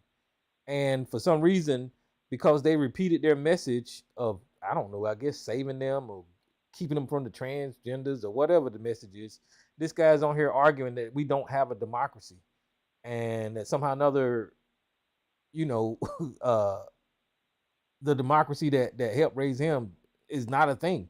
And that's why I was saying I don't understand the way these guys think, but I don't mind having a conversation with them. So yeah, I mean, that's fine. That's fine. But some people are susceptible to brainwashing. That's all I'm going to say. And for people in society who are susceptible to brainwashing, they don't critically think. They go with group think. They don't research. You got to protect them. No, the experts say that's probably, the experts might not get it wrong. But they sure got it much better than somebody telling you aspirin will cure COVID. They sure got it better than you can squeeze the stuff out of your fish tanks and take horse medicine. They sure got it much better than them. They might don't have it exact and right because it's science. Science is evolving. But they sure enough got it better. And a lot of people died.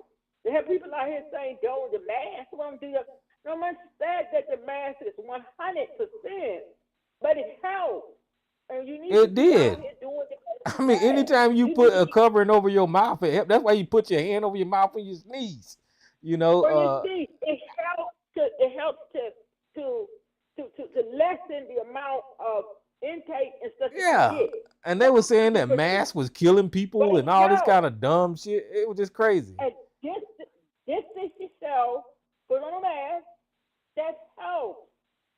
But you telling people that it ain't real, don't make the movie, don't look up, and they're the damn asteroid right there. They show if masks did not work, why have doctors and things been using them since they learned about germs? Yeah. What germs are? Because they didn't always understand germs and things like that. Once they got a handle on that, they learned about germs, they learned about how they work, they learned about how they spread, and then they started doing better as things got better. They learned to wear masks. They learned to keep hands clean, gloves and things like that, to keep down the germs from infection. We got better. And it's not just doctors too, because I am an artist part-time. I know I've always worn those masks when I paint and things like that, because it helps to lessen the fumes. All the people work in the automotive industry that work under them hoods, a lot of them wear it. And not 100%, but it helps. As a human being, you should want to do everything that you can to help and to preserve your life and your health. And you got people out here telling you they don't wear it because some of that stuff, that yes, it can get through, but it's preventative. Yeah, there won't nobody saying it was 100% effective. Of course it wasn't, but it was something. It was preventative. Yeah, it was something. You go outside in freezing weather with no coat and shoes on, you can get sick.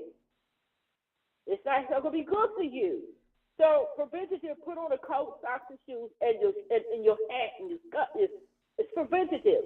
And this country has had a complete nervous breakdown where people forgot about preventative. Yeah, it was something to help. I mean, we was in a pen. Hey, what's up, buddy? Just real quick, to the point about this thing about, you know, how there's some people out there that we know ain't got no sense, or, you know, they mentally challenged, or, you know, they can't walk and chew bubble gum. Basically, you know, we need to look out for these people. How patronizing and what's the word? You know, looking down on people. You know, it's like, that's not looking down on people. That is not looking down on people. You sound like I mean, come on. God, don't do that. No, well, Like can you it's give me somebody like, who. He's No, offended. You're talking about no, him. That's why. He's offended. You're talking about him. You take someone that is suffering from different types of learning disabilities and things like that. You have got to look out for. You've got to look out for those people and for you're people making who assumptions. You're making assumptions. You How don't have to about look out for people. You don't have to look out for those people. no? People have family and friends around them. Why do you need to make the decision for them? It's because people care. Humans care about humans. ABC. No, that's fine. Look, I'm okay. I just wanted to put out there. The human baby is the most vulnerable baby. But we ain't talking about babies making decisions. Come on, man. You have to look out for them. You have to do preventative things for them until they get to be a certain age and as they grow. The human baby was the most vulnerable baby of them all when it comes to That's why they nature. got a mama and a daddy. Okay, this is an ignorant conversation. Look, the simple thing I'm saying, Tyrone, is that argument about how we as a community, as a country, as the government need to look out for the people who ain't got no sense. They don't know no better, so we need to make the decision for them. That's what gets us to this point where the government censors information so that we can't get the full picture. We only get what they tell us what to do. You know, we need to allow that, there's going to be people. There's people that got one arm. There's people that ain't got no mama and daddy or that's being abused. There's all kind of crazy stuff that's going on in this world. We can't, unfortunately, we can't help everything or cover everything. But as far as information, simple information that you have to log on to go to Facebook or wherever, Twitter or something like that. You have to log on and go there. The people that got that much ability to assume that there's so many of them that don't know nothing, and therefore the government needs to control the information because they might hurt themselves. Look, we either want freedom or we don't. And I'm not going to assume that there's a bunch of people that ain't got that much sense to think for themselves. I'm not assuming that. All right, so ABC, listen. Just real quick, I'm assuming that you, Tyrone, got as much sense and ability as I have. And I'm leaving it at that. Anything else, people ain't got it, I leave it up to God and their families and their friends, the people around them. But I ain't going to come on and promote that government needs to protect those people that might be out there somewhere who I don't know, but I assume somebody out there ain't got no sense. Well, so listen, this is why I say you guys are crazy.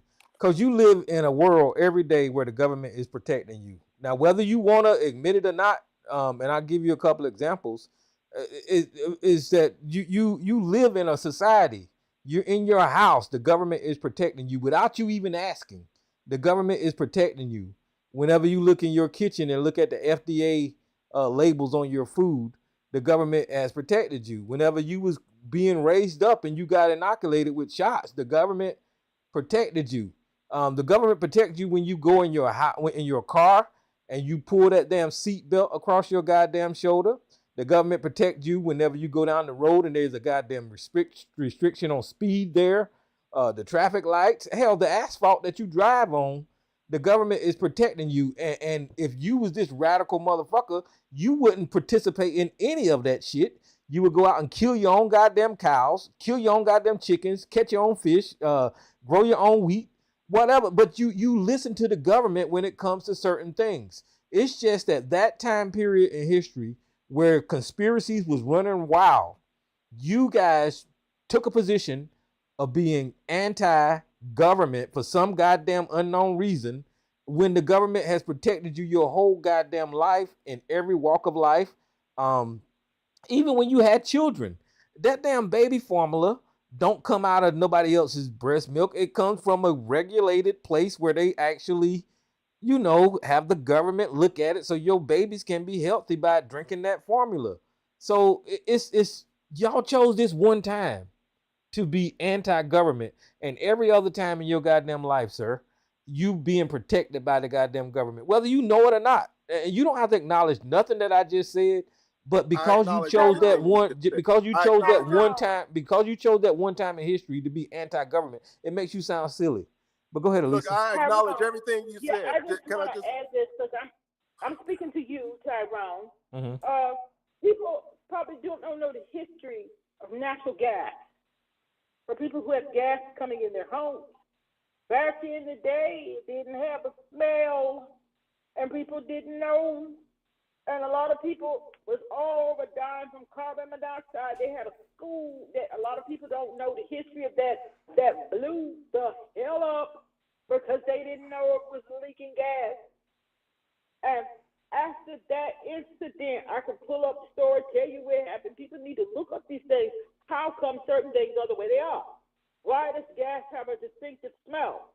After that, school blew up. The people said when they saw it blow up, I think over 1,000 children were killed, body parts and everything all over the place because they were trying to skim this thing. It's so stupid. The whole story is long. That is when they decided to put the government, and all the other countries did it too. They decided to put mercaptan. They did it intentionally to give it a distinctive smell of rotten egg so you will know that it's leaking. That's them protecting you. So you all don't want none of that. That's crazy to say the government should not be protecting you. It should not be giving warnings. And all the rest of the countries fell in line. That's the history of why gas smells the way it does. That's why it's distinctive. So you will know when it is leaking. And all the other countries adopted that. That's the government protecting you. So it's just crazy. Like Tyrone, this is a crazy conversation. That's why I'm talking to you. The government protects us. And Tyrone, that's why I'm speaking to you. The government protects people all kinds of ways that you don't even know. And once I learned the history of why gas smells the way it does, that's them protecting us. And it became uniform, and the rest of the world came along and did it too. After that, school blew the hell up and killed all of them. I think it was in Texas. It was a brand new school. It was a big old thing they built from high school down to elementary school. That thing blew up, killed all those people, all those children. They had body parts they had to clear up. A lot of people don't even know about that incident. But if you look it up, you will find out that's where it started. They had to get some regulations, and people had to be warned and to know the distinctive smell of gas because they did not know when it was leaking. The school filled up with gas. Nobody knew. That is why gas smells the way it does. So when you have these type of nonsensical conversations with people, and I suspect that people do know it's nonsensical, but they argue it anyway. That's all I got for you, Tyrone. All right. Okay, Tyrone, can I talk to you for a second? yeah, you can talk. Go ahead. Look, to what you said, and you know, you're the one that led this when you brought up this stupid stuff about, hey, government is protecting the food and protecting. Look, I acknowledge all that, and I agree with it, and I'm glad that we have that. Okay. Information is what I'm talking about. Do you care about how they teach the history of slavery? I care about that, yeah. So you're okay with what government is saying about slavery, how they teach it and what they're saying about it? You ain't got no problem. I mean, there's nothing that you would add or subtract, or you don't have an opinion about it. Well, it's not perfect, ABC. I accept that. I'm just saying there's people who have come out and promoted CRT and that, the way we teach history should be adjusted or something. I'm just giving that as an example to say that we recognize that information is important enough that some people have come out and promoted this idea about CRT, and that, the way that the history of this country has been taught does not show the depths of discrimination, racism, and hatred, and how that impacted the Black community and how we ended up to where we are. So there's people that want to give a fuller picture about it. I mean, to the point that they've really made this an issue and put it out there. I'm only saying that as an example to say that we acknowledge that information is important. That's why, you know, there's like a stranglehold on it in the media and all this different kind of stuff. That's a lot different than talking about the government regulating the food and making sure it ain't got this or that in it and all this different kind of stuff. That's all I'm saying. Information is everything. And we as adults, as human beings, should be able to access it. If you don't want your child to access this or that, then, you know, use the parental stuff on the TV or the phone or whatever. But we're talking about people being able to access information during, in that particular case, COVID, where there were doctors. There was the Great Barrington Group who said, hey, wait a minute. There was thousands of doctors. They should be heard.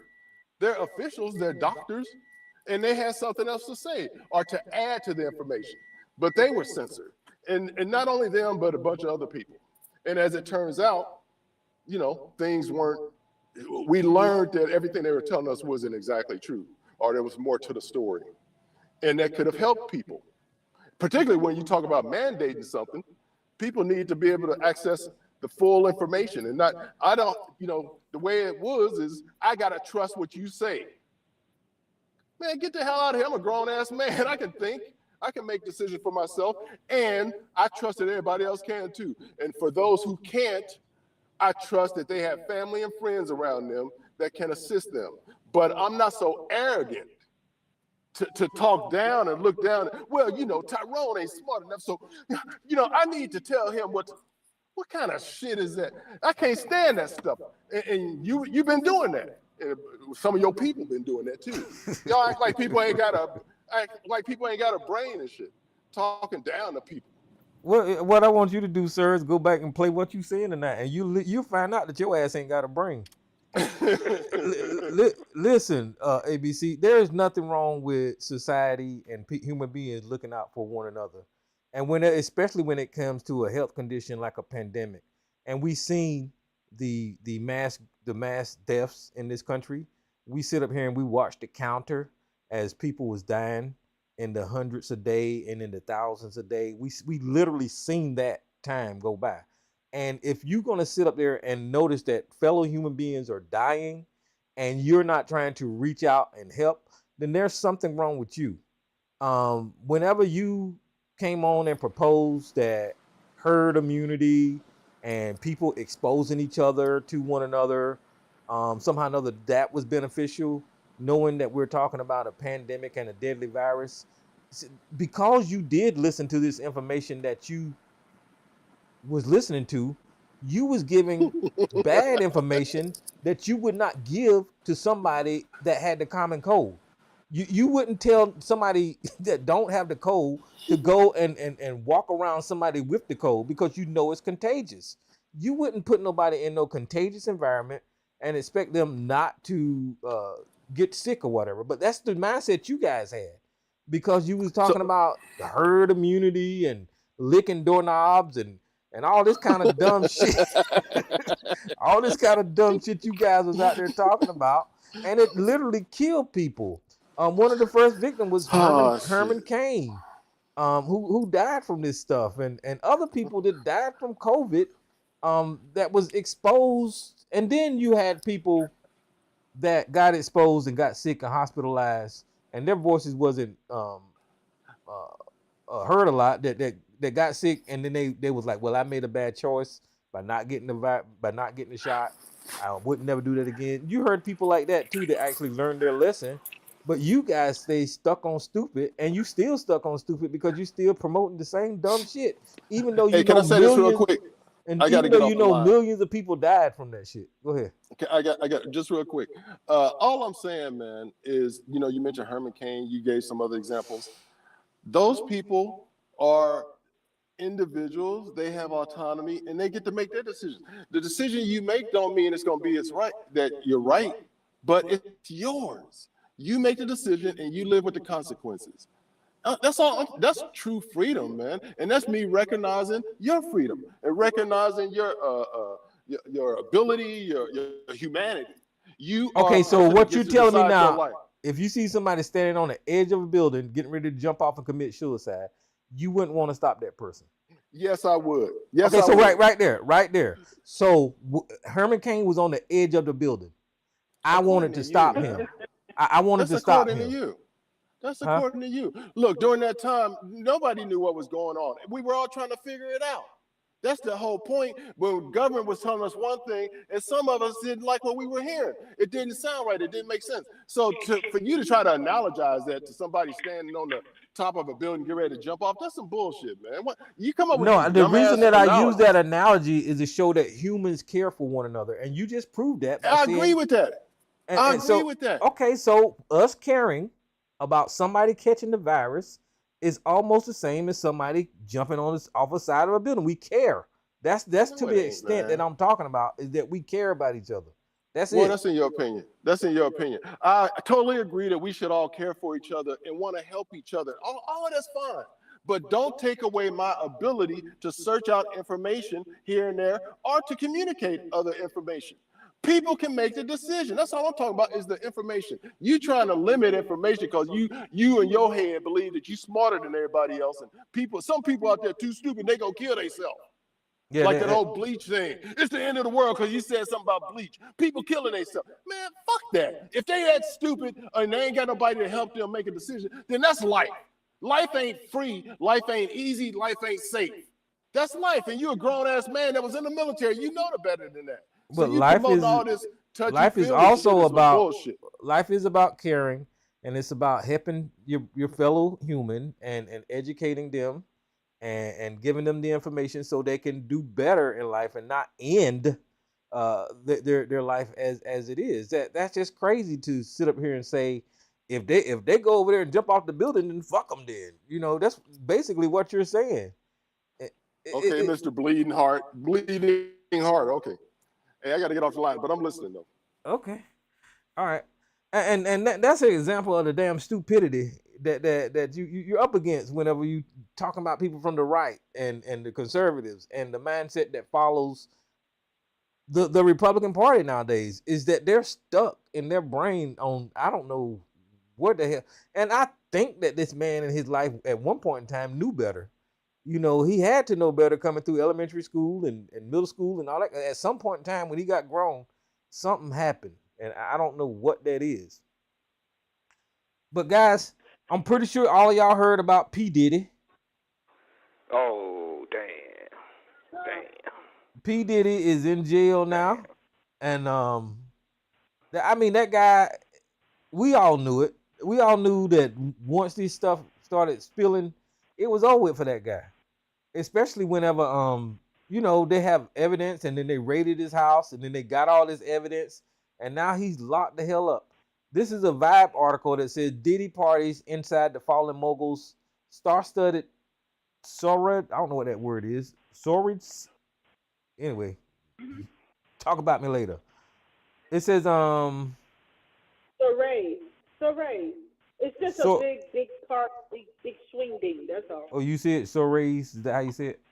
Yeah. It That's says people. They're having a big parties and big shingdings. That's all. It says Sean Diddy Combs has been arrested on charges of racketeering, conspiracies, sex trafficking by force, fraud, coercion, and transportation to engage in prostitution. This followed months after lawsuits accusing the mogul of various levels of abuse and assault, including one from his ex-girlfriend Casey, which prompted several others to come forward with allegations of their own. Combs' Miami, Los Angeles home were raided, resulting in authorities seizing enough evidence to move forward with his indictment. This evidence includes weapons and recordings of Diddy's alleged freak-off parties, where, according to authorities, he would distribute drugs and force women to have days-long orgies with male commercial sex workers, and over 1,000 bottles of baby oil and personal lubricant, which also was seized and were said to have been used to stock hotel rooms for his freak-off gatherings. Let me see what this one says. Well, the details of the particular parties. While the details of the particular parties has taken most by surprise, Puff has long been known for his more mainstream soirees as well. Once considered the toast of New York City, Diddy was known for his lavish, star-studded gathering that welcomed everyone from Anna Wintour, Ben Stiller, Lauren Michaels, Ivana Trump, Jay-Z, Derek Jeter, Denzel Washington, Pharrell. Rumors swirled for years that his shinlings at the time devolved into nefarious gatherings, with Marlon Wayans recently joking that he'd often leave puff parties early due because he heard about the after hours. All right, so the guy's in jail, and he was a big time. Everybody knows Sean Puff Daddy, or Puff Diddy, or whatever. But he was associated with a lot of big name people. There you see Usher. There you see Jay-Z, Dame Dash, Martha Stewart, Busta Rhymes, Denzel Washington, Ed Lover. Now, I'm not saying all of these people was in any of Diddy's shindigs. I don't know until that comes out. Henry Winkler and Stacey Waxman. Damn. And then George Clinton, Michael Rappaport. He be on YouTube screaming all the time. Let me hear him screaming about that. This guy right here, John Leguizamo. Don Cornelius. Derek Jeter. I don't know a lot of these. Amanda Lewis. Everybody was hanging with the Puff. They were. Mariah Carey. Mariah Carey. Kevin Costner, Penny Marshall, and Queen Latifah. Jesus Christ. Harvey Weinstein. Weinstein was there too. Faith he probably Evans. Was the one that led him Naomi to that party. Campbell. Lauren Billy Hutton. Weinstein party. Debbie Molson, Muhammad Ali. I don't know. He had everybody. Yeah, I'm just going through, just looking.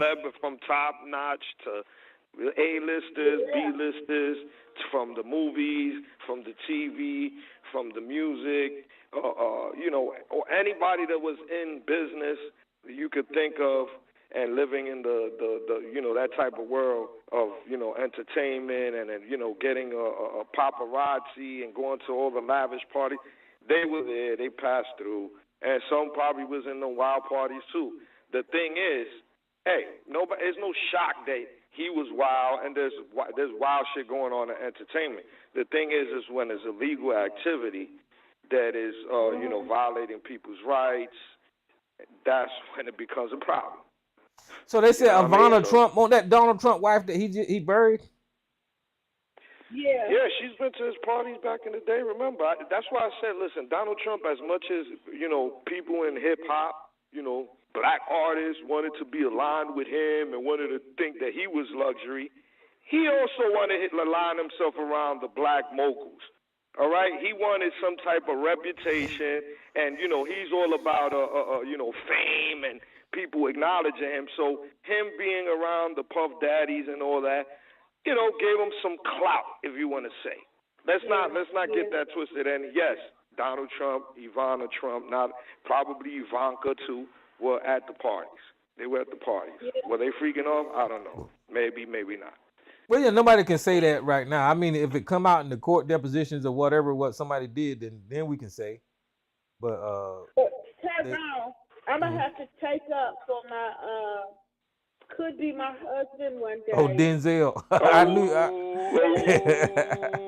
When he came out with that face, he had a face when he came out of one of them parties. Like, what did you invite me to? Yeah. You see that? But he spoke on this interview some years back that they was asking about the wild parties because people been talking about this for years.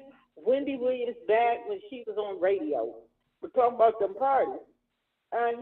He said they laughed. Whoever that was there with the interview with some other people. He said he laughed. They went to some of the parties and things like that.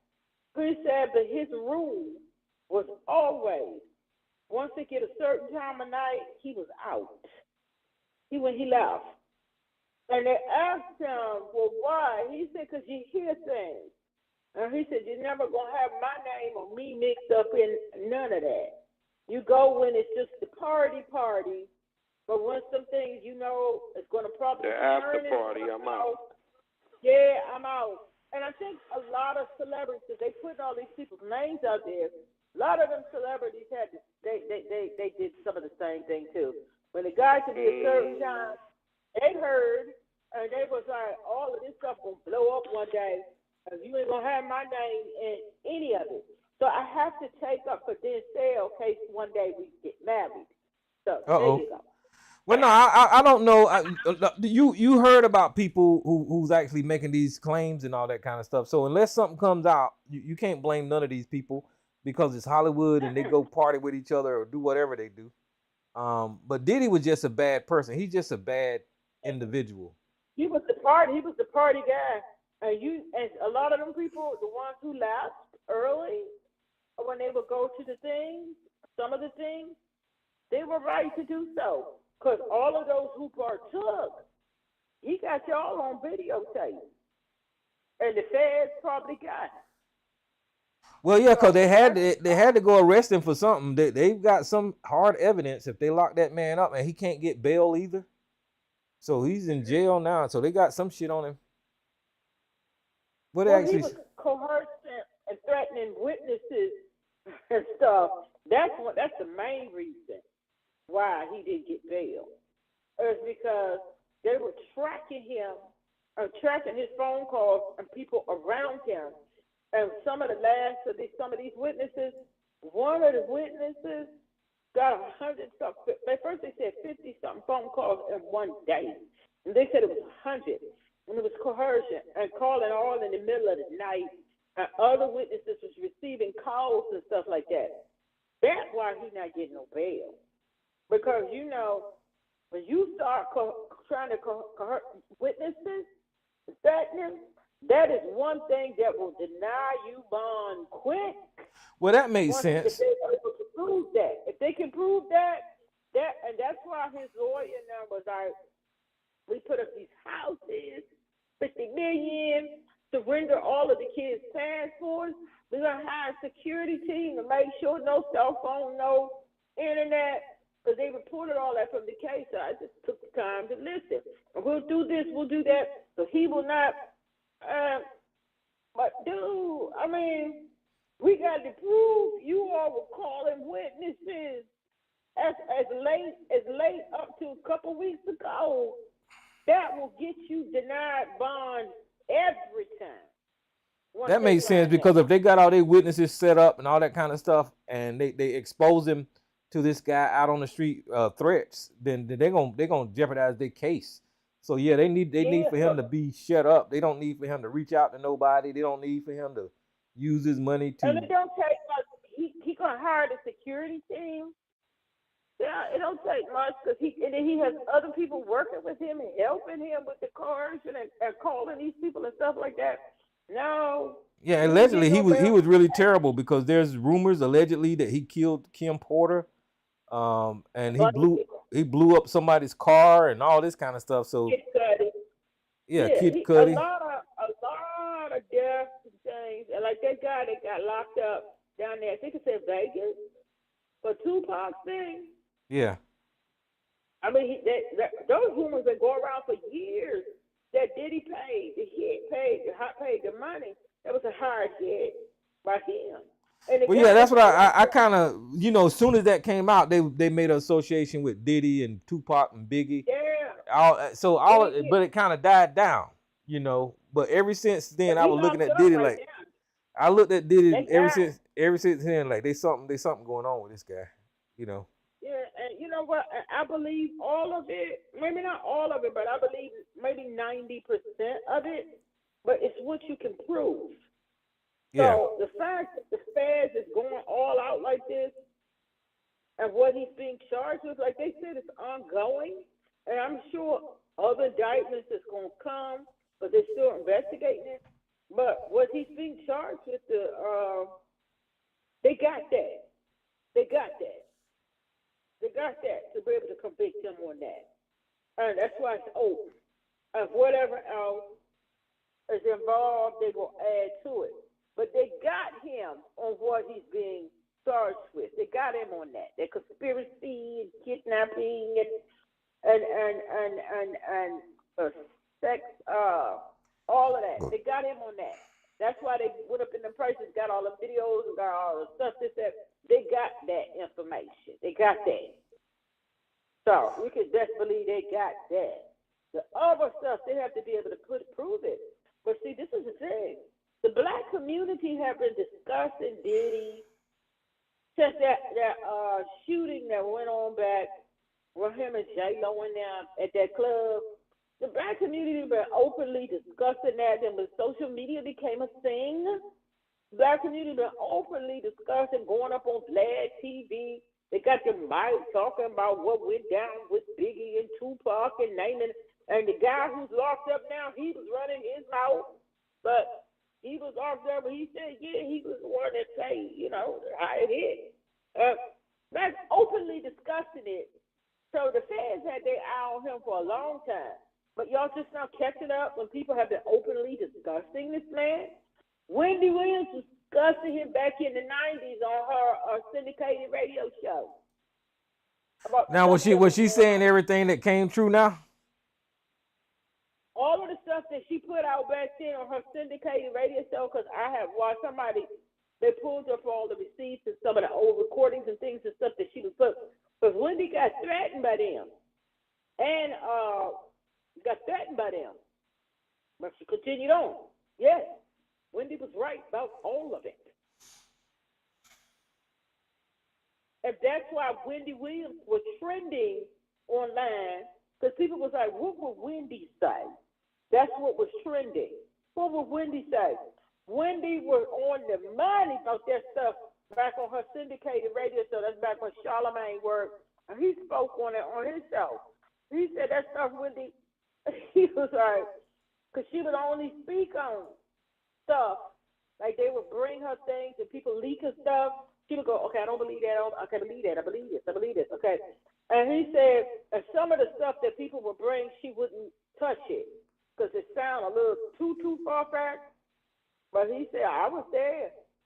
People, they pulling up them old Wendy Williams clips. Wendy was on the money back when she was on syndicated radio. The money. And what's the guy hiding out in Bali?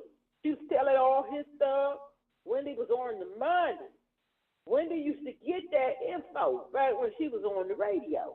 So that's why she was trending. What was Wendy say?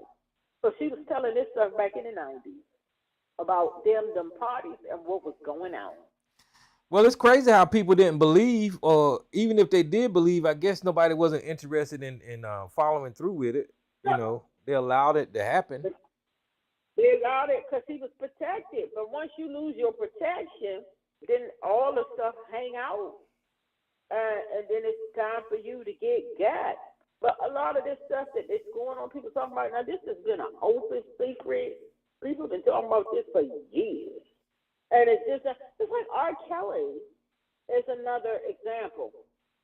You knew that the black community was talking about him and stuff that he was doing, open secret talking about it. I didn't know open for years about R. Kelly. And then finally, then something, it got on because it was no longer making money for the industry like he was. So they just let it all hang out. And once Cassie filed that lawsuit, all this Diddy was going after them, the liquor companies that he was involved with, they let it all hang out now. It's time for him to be removed. And that's sad that he had the protection to do all that stuff for so long. Well, they better be careful because Diddy got enough money to fight back. He ain't gonna win that. Even with the raids and stuff, I hope they crossed every damn T and dotted every I. Oh, they have. They don't come after nobody that big like that unless they got it. They got it. And a lot of people are saying, well, they got it. That's why when you all be talking about Michael Jackson, I get upset. Because the feds had an open case on Michael Jackson for 10 years. And I remember they closed it, a couple of years ago? Because they were never able to get what they needed to file charges and come after him.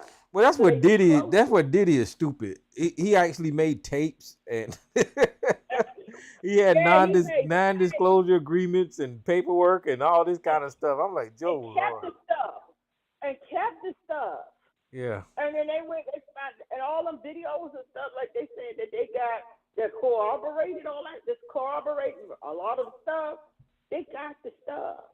They got Well, that. yeah, and that's another thing Diddy got. He got a lot of people that don't like him, and they squealing like birds. He done. Yep. He done. I hate, I've never been a fan of his. Never. But, I just hate to see this happening because you rose to the top and you was doing all of the things. And instead of trying to halfway do right, you was out here doing, and we cannot forget that Diddy destroyed a lot of careers. He stole his artists' money, their royalties, and he would, like his mother and them with their houses and those kids to his, those boys and stuff, he had them down there, they getting the royalty money, not the artists. He screwed over so many, almost all of his artists. He did them dirty. Took all their royalties, took all their this and this and that. Well, they say they got him on suicide watch now. Who's this unknown caller? I mean, a lot of what y'all are talking about now. I was on here talking to Jay about it last night, but he was mad about it. I don't know. Y'all sound like me. But I think, but as I stated last night, though, if you take away that Cassie video, we probably wouldn't be here right now because of what it did. I agree. I agree. It showed the world what this nigga is capable of, man. The way he did that girl, she's 100 pounds soaking wet with rocks in her pocket, and he did her like that. I think if you take that away, we wouldn't be here. That's mainly why he's in the situation he's in now. Yeah, man. I mean, that guy's a terrible guy, man. And what kills me is that they probably still a lot of people out there that's doing the same thing that Diddy got caught up for. Oh yeah. Yeah. Of course. Of course. But I made a point last night, man. My bad. Go ahead. No, go ahead. You go ahead. I'm sorry, I interrupted. Back in the 90s, they tried to paint Suge Knight as the bully, but all along, this nigga was the bully, bro. He was just throwing rocks and hiding his hand. Well, Suge Knight was no angel now. They called Pac. I know he wasn't an angel, but niggas, they wasn't just coming at him just to be coming at him. Pac was right, man. Pac called that nigga out in the 90s, and people called Pac a troublemaker. I mean, that Cassie thing, and that's why what people said, if he had settled that with her before she went public with it, then where his mind was at, I'm glad he did it. But once that came out, I mean, the floodgates opened, and then he said of it, it's not true. The feds had that, who released the tape? We was like, oh, he just talking about he ain't did none of that. And we see him dragging her, kicking her. Oh, yeah. So, what all that, I mean, they fixed, the feds released that stuff to CNN, I think it was CNN. They released it to, and there it is. You just came out saying that it wasn't true, that you didn't do any of those things, that you settled the case, but you didn't do what was said. And this, that, and then here we go. Wake up the next morning, the tape is all over. I mean, they ran a number on him. Yep. And do you think that Pac, let's say, did it have something to do with Tupac's death? I do. Yeah, I think I would. Yeah, I would give you a better one. I think he had something to do with Big and Pac getting killed. I do too. We were discussing that last night, but Jay didn't want to hear me. But I've been studying this shit since '98. Mm-hmm. Yep. Like if you go back, like I told him, like when it comes to actual video footage, there's really none on Pac. All we got are snapshots of pictures. But when it comes to Biggie, we got actual video. Yep. And I always wondered, dude, Biggie is the money. He's the artist. He's one of the biggest artists in the country. Well, he he was the biggest artist in the country because Pac was gone. Why are you leaving him behind running red lights? And how did you know like the exact spot where Big got hit up? He knew to let his feet all the way back at that point. I think he had something to do with Big being killed too. The word on the street is that Biggie was leaving him. Biggie was going to leave Bad Boy. That's the word on the street, and I believed it. Yeah, he had a $60 million deal in the works. Well, I hope they do. I hope during this investigation, all of that come out because I feel like it had something to do with Biggie and Tupac too. And this motherfucker was just so damn dirty and nasty and underhanded that he was able to get away with it. You know. Yeah. And Andre Harrell, who was one of the top execs over there at Bad Boy, he was telling people that he felt that he was being followed, and that he became very paranoid. And the next thing you know, he committed suicide. He did that to him too. And is that how he died? Andre Harrell, yeah. They said. Is that how he died? I thought he died when he committed suicide. I didn't know that. That's what they say. But before that, he was just fine. And after a while, he became paranoid and telling people that people are following him and that he's scared that this and that, because he was one of the top. Diddy wanted it all. The next thing you know, Andre Harrell was gone. Yes, he did that. I believe that he did that too. There's some people, I don't know about this one, because what's his name, Heavy G. He was one of the top execs at Uptown Records. Yeah, Uptown. He was one of the top execs too. He was one of the ones that helped create that. I'm not sure if I buy into that one, but some things that I have watched and read, I wouldn't put it past. Diddy was just nasty. What's up, mama's boy? Peace.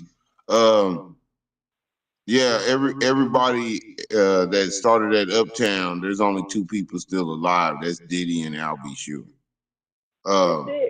Yeah, and there was threats. There were threats of him against Al B. Sure too, because J. Blige didn't start no fucking Uptown Records. Okay, man. calm down. There were threats of him against. There was threats against Al B. Sure because of him and Kim Porter or something, right? And he actually had a stint in the hospital. He just recovered. Barely recovered. Yeah, and I actually think Pac, died over that shit that happened inside that damn casino when they stomped that Crip out. But I do think Diddy had something to do with Biggie's death, though. No, I think that was the brilliant part behind it. I think Orlando was a plant. He was put there to create an alibi. Like, Pac got killed. Yeah, they jumped on the Crib. Like, it's an open and shut case. Yeah, that's who killed him. I don't think that's how it happened. It's been too long now. But one day, at least, I hope that at least Tupac death get answered clearly. I need an answer for that. It's about to. It's coming.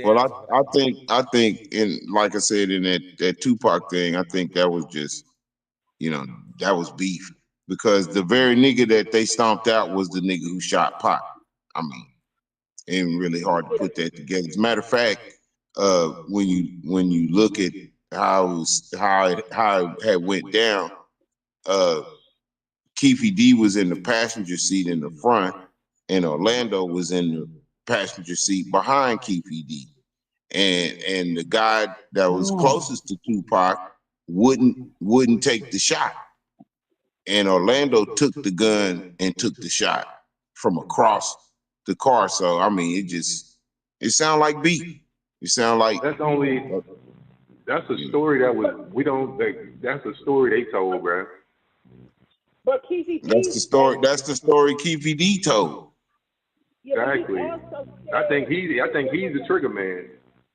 But he also said there was a hit out on Pac, and that when they all you know, when they all got together, and not got together, but talk later, their main thing from Diddy and was that us? Was that us?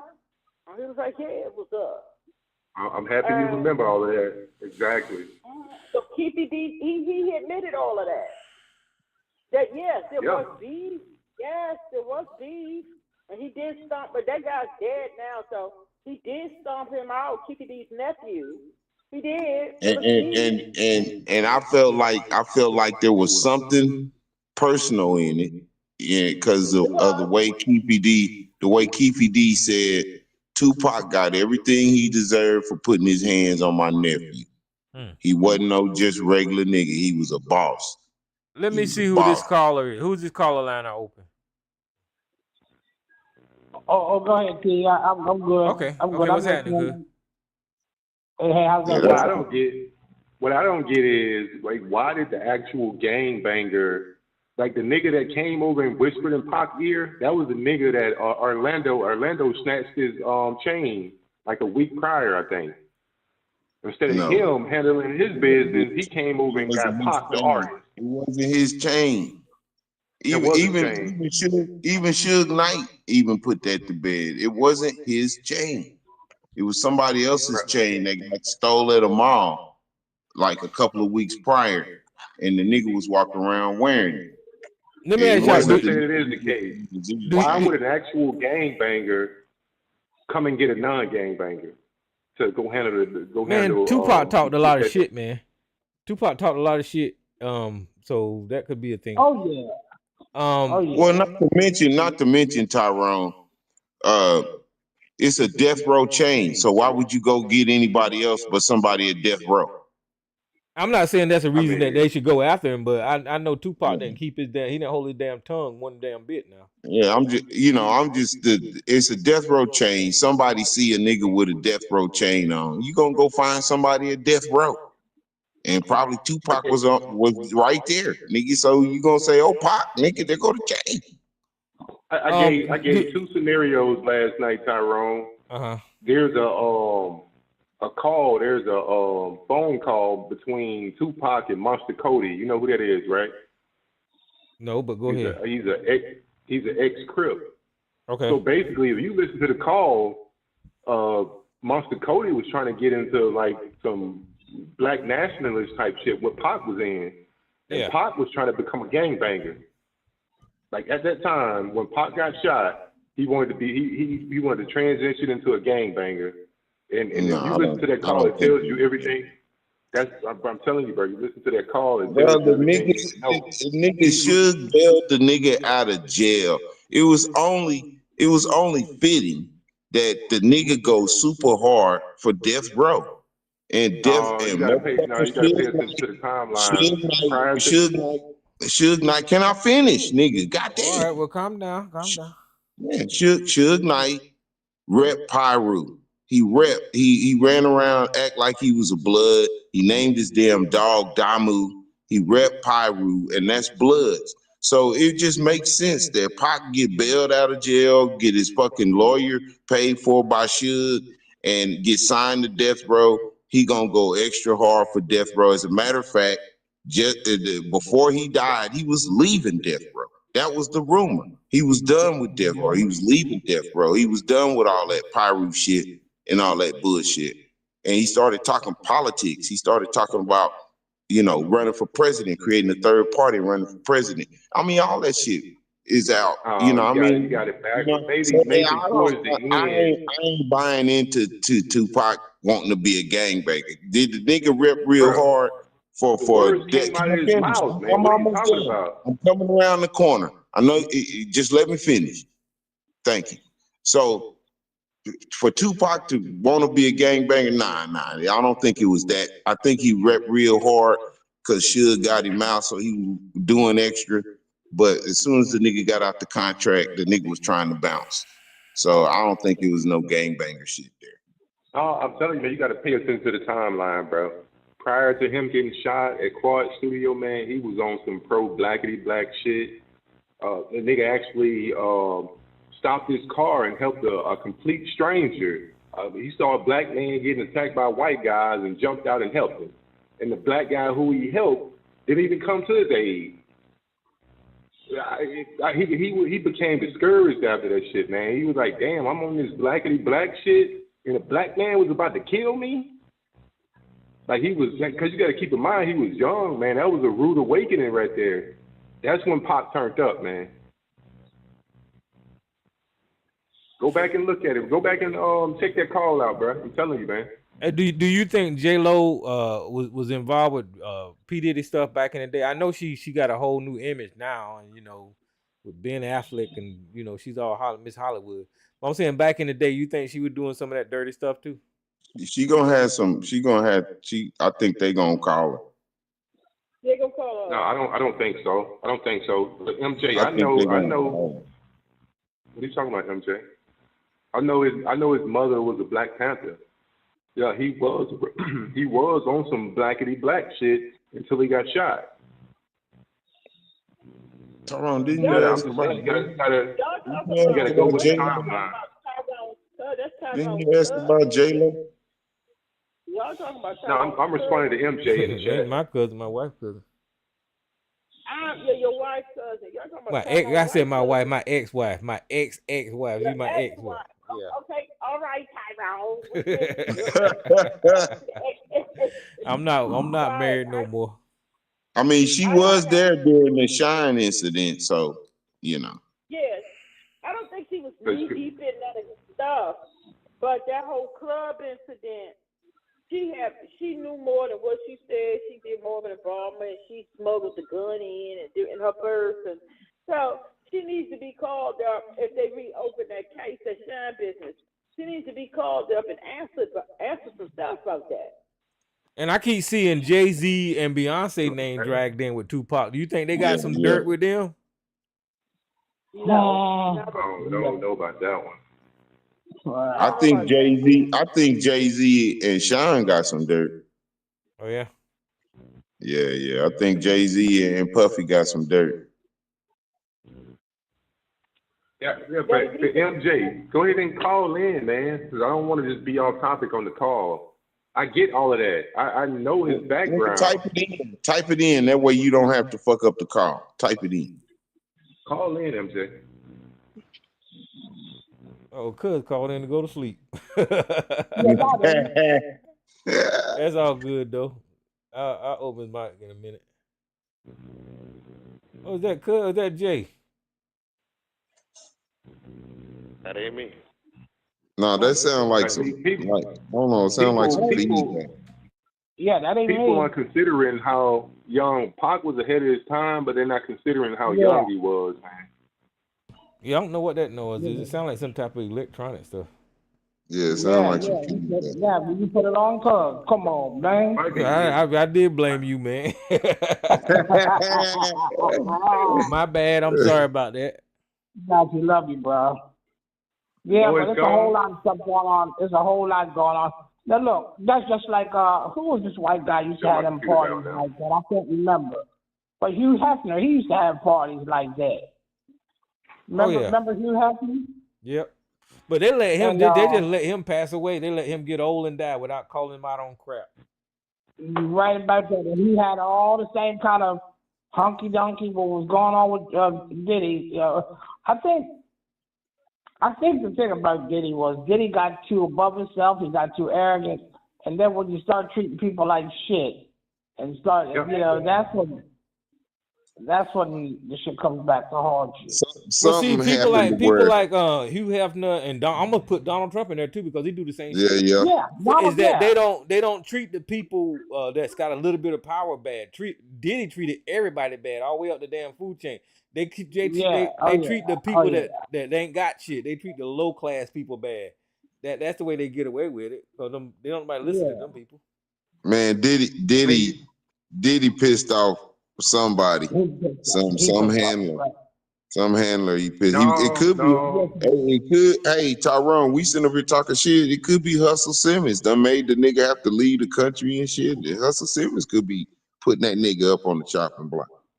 I'm gonna tell you when it happened though. Could be. The reason why he's up on the chopping block is because of the Cassie video, bro. It showed the world that he's capable of doing some shit like that. If you see how they promoted that, if you see how they promoted that, and what I mean promote, I mean all over and over and over and over again. That's all you seen, and everybody was shocked and awe. And they Hating didn't him give as a somebody a bad chance to guy, decide. and the world don't have any sympathy. They don't care. That's why they're gonna bury his ass because of Yeah, that. that's like Elisa said. That's why he can't get no damn bond right now because I mean, Yeah. that motherfucker. Hey, they said that nigga was a menace to society, cuz. Oh man. And when they say that and then show the tape, you ain't got no other reason but to believe it, even if Well, it was just that one. I think some of it had to do with them serial numbers being filed off them AR-15. That was a go. Okay, so let me ask you this right here with the guns. He won't really about going to kill motherfuckers like that, was he? Well, Tyrone, let me finish. when you- Or did he hire them people to use those weapons to commit these crimes? Well, when you not file the really. serial numbers out the guns, you left to whatever they think you could do. You know, it's kind of like open season on you when they get a gun and the serial number filed out. They can't trace it back. You know, because they could think you trying to commit a murder. You know, why is the serial number filed out? If he was into some more shit, then probably moving fucking dope and all that kind of shit too, huh? I think he was pimping. He was guerrilla pimping. Oh, that motherfucker was a gorilla. And guerrilla pimping require you to use guns. Yeah. They got him on racketeering, so we gonna find out, Tyrone. We gonna find out. That's the charge. Yeah, I would plead guilty to everything but racketeering and what's that? Well, you got sex trafficking too now. You plead guilty to that? Yeah, hey, Tyrone, that sex trafficking stuff be, you know, that happened to pimps. You know, that's the type of shit that happened to pimps. Yeah, he got sex trafficking by force, is what they say. Yeah, that's no good. Sex trafficking, no good by force. Racketeering, that's oh boy, that's in the RICO. A nigga that got to do that is a nigga without game, so I wouldn't call him a pimp. He's not a pimp because you were really a pimp. You can game them into doing what you want to do, not force them against their will. So I wouldn't say he's pimping. Well, he was probably trying to be a pimp, but a pimp don't have to do that. He'll game her up.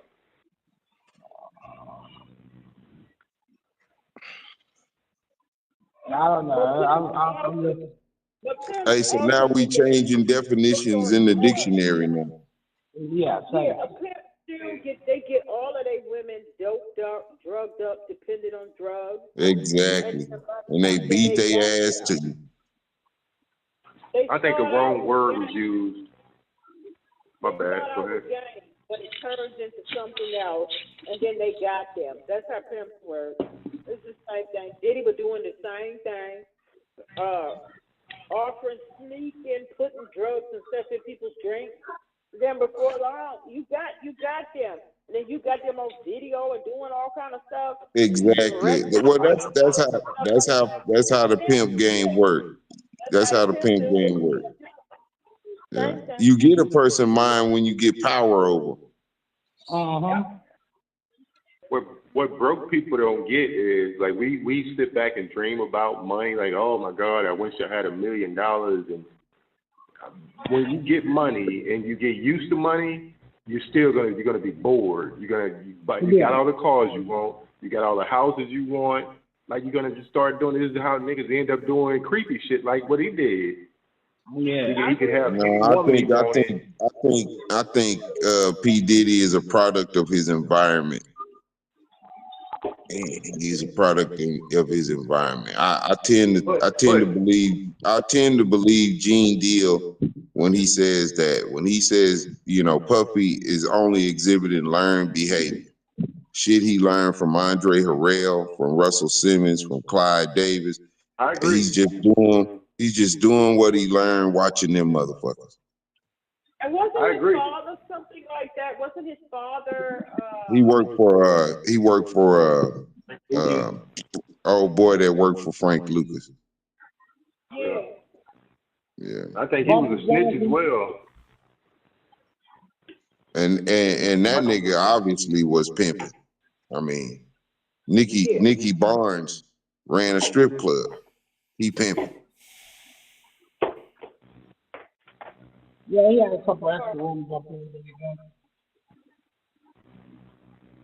I don't know, man. I think you know what? That other guy too. I think I'm not that Spectre guy. Spectre.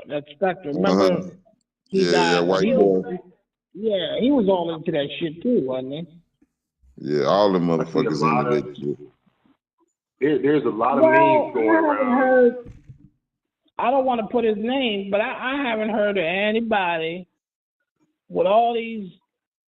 Now Snoop used to have them parties big time. They all on tape. Used to sell the tapes. Snoop, and last but not least, Uncle Luke. Yeah, he got lucky. Well, I'm not gonna say he got lucky. I mean, Luke had assault cases. He had assault cases. He went to court on them bitches. Who, Uncle Luke? Yeah, and settled and all that. The nigga was doing it. But it's just a different era. It's a totally different era, man. Right. What worked back then or what niggas got away with back then is totally different now. Yeah, like you said, the thing is different now, but Uncle Luke, none of them guys, the guys we talking about, none of them was Randy. None of them were gorillas. You know, they not per se. You didn't hear too much about them. See, that I can't say, cause like I said, it's a different era. You know, some of these niggas could have been doing some gorilla shit and just got away with it, like we saying.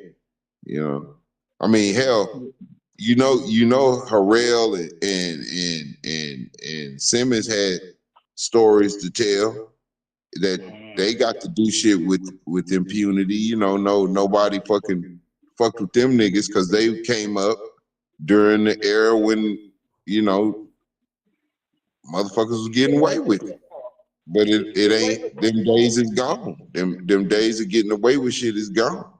So, and all we really seeing, to be real honest with you, P. Diddy, he part of the old school way of doing, you know, music, or running a music label, being a big time producer, because that's all of that is that era where niggas gorilla and bullied and intimidated to get what the fuck they wanted. And like Jay New York brought up last night, P. Diddy the one to fuck the game up because he's the one first started paying DJs to play his shit. And now you can't get shit played on the radio without $1. Wow. So, you know, that old school way, that way Baby ran up in the Breakfast Club, that shit used to work. That shit used to work. Trust me. Back in the day, they rolled 40 niggas up to your radio station. You putting some respect on that nigga name. You know, but you see how it doesn't work anymore, because what happened when Baby ran up in there? Niggas at the Breakfast Club was like, and? Don't give a fuck you come rolling up in here with all these niggas. It don't work that way no more, you know? I mean, Bird, man, I don't know. I think you got to put a little respect on Bird. That nigga been a millionaire since the 80s. He been getting it. Well, him, P. Diddy, and a couple other niggas, they part of that old school gorilla pimping, gorilla, you know, way of running a business, and it don't work in the music business no more. You see they shoveling P. Diddy out of there, and if they shovel P. Diddy out of there, they'll shovel any goddamn body out of there. Man, I'm convinced that P. Diddy was just that damn nasty and dirty. I mean, they still some people out there that's doing wrong, but I don't think they was doing like P. Diddy was doing.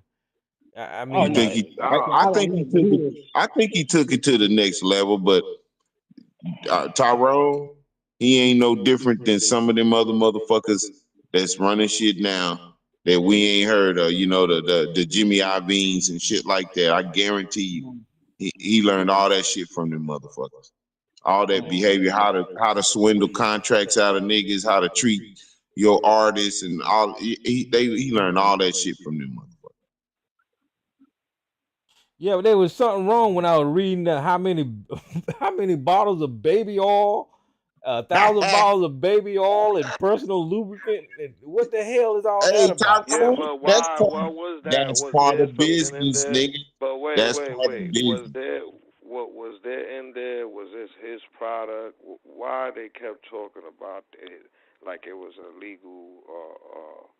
Hey, Jay. They talk about You the said why they alcohol. say that? 1,000 bottles of lubricant is kind of weird. Come on, Jay. Now that's need to be pointed out. That needs to be highlighted. Why did this motherfucker have a by the attorney general though? For real? I mean, But I know the media. I'm saying, like, if you walk up on a motherfucker with 1,000 bottles of baby oil, wouldn't you want to know what the fuck going on? Right, but when I reported as the attorney, hold on. When I reported as the attorney general said, "Listen, well, we found guns, we found this."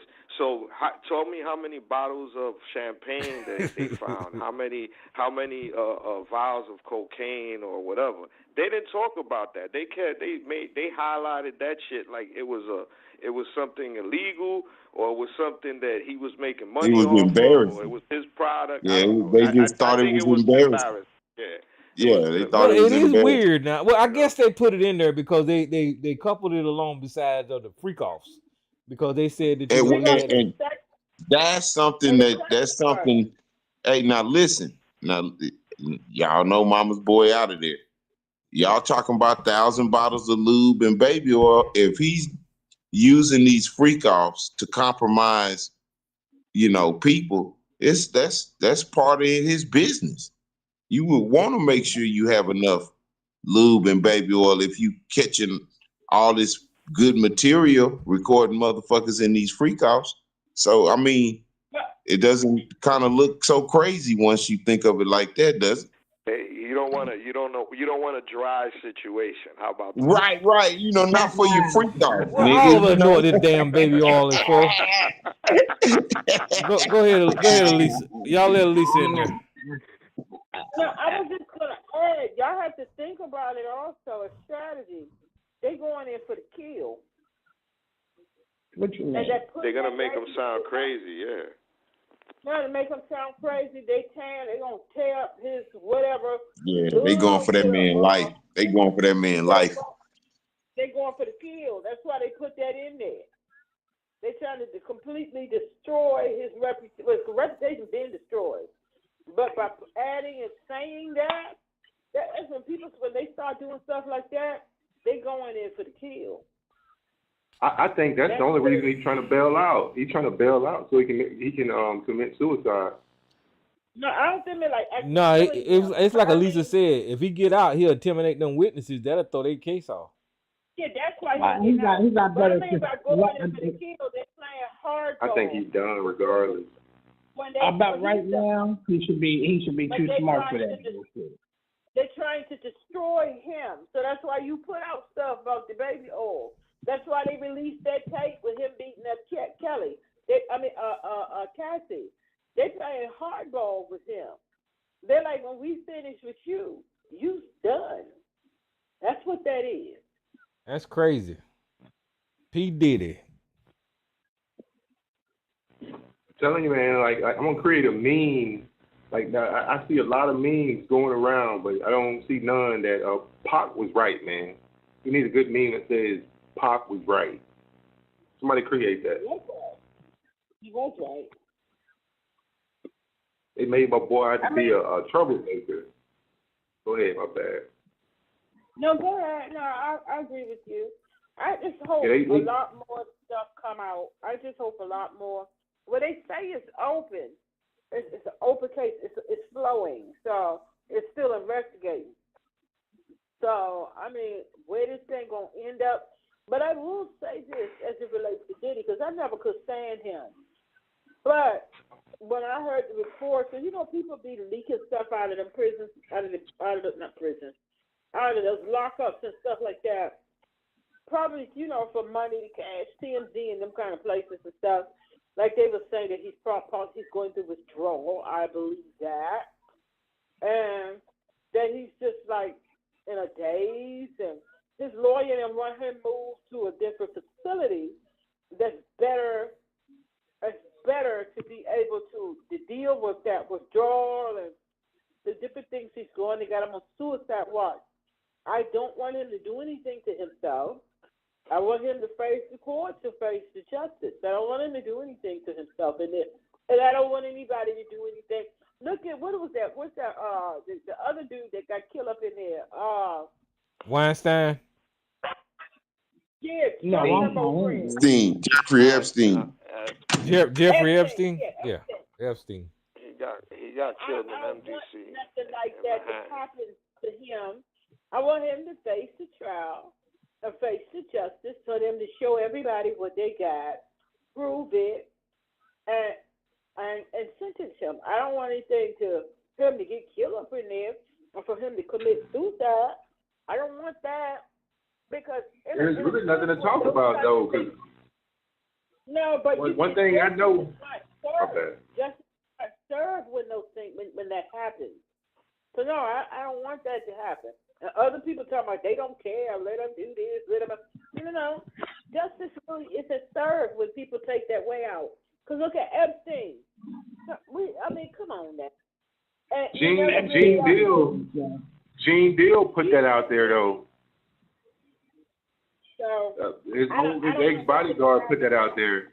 He said if that nigga was gonna do some hard time, he would probably kill himself. But I don't believe that that's what's happened. I mean, it's too much of coincidence. The videos wasn't working that night. They had shift changed. This wasn't followed, this protocol. And then the dude wound up in there. He wound up in there dead. But, I mean, we brought up... Who are we talking about? Epstein. Listen, that prison, that jail, because that's not a prison. That's like a holding facility, right? It's a jail. Yeah, what happened? Where he's going to be at right now, it's been on the news because they done lost electricity there. They got poor conditions. They recorded that place. It is messed up. Even the damn police know that it's messed up. So when you got the police saying, it's a messed up jail, like the conditions are bad, and they talk about leaking faucets, stinky, backed up sewage, the electricity don't work. It's cold in the winter. It's cold in the summer. So let me ask you this: were you saying that, Jay? So it doesn't matter that he was a billionaire. They just gonna put him in like the general area where everybody. No, they're gonna have him locked in 23 years. 23 years, 23 hours. He's segregated. He's probably in one of those rooms with a glass door. But I'm saying, even in that condition, there is it going to be any type of any different from the other prisoners in there, or is it going to be like the same? No. He'll be separated like anybody that's high. No, listen. This is what I'm asking. This is what I'm asking you. Is that he's a high risk. He's used to like lush, plush, elegant. He ain't gonna be in no couch. Now, what they might do if the COs is cool, they might bring him food from the outside. That's the best thing that they'll do for him.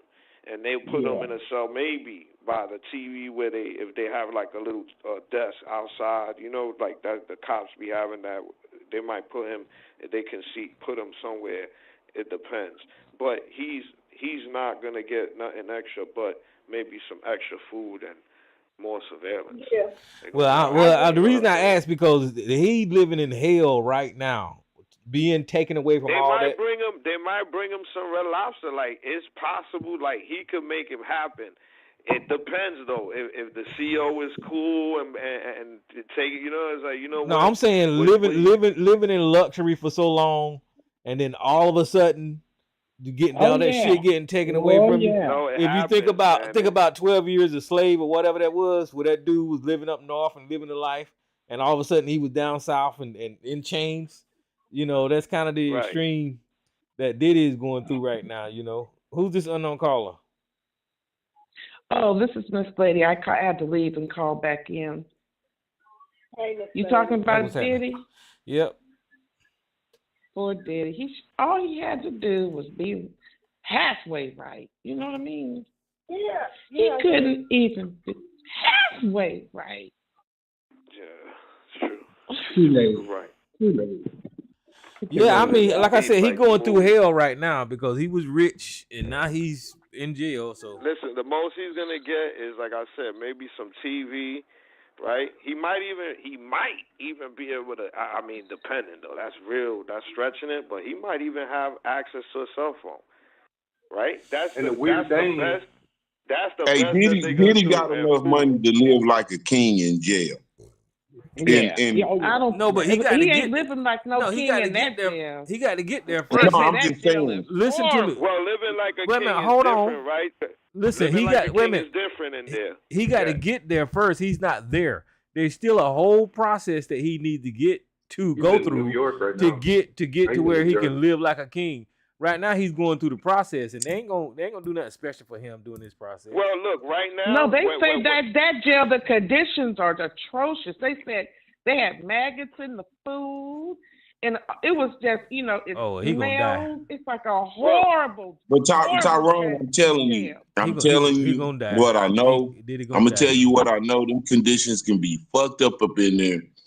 But if the right CEO meet Diddy, Diddy gonna have everything that he had on the outside on the inside. No, I'm not arguing with you about that. But what I'm trying to say is, I mean, he can have food. What I'm but trying the to say is, he got to conditions get of the there first. prison is- I mean, He got to go through the jail process. itself is disgusting. I mean, Oh, Miss I Lady, guess say are they that. gonna put him in like the premier No. jail cell for VIP people? I don't know.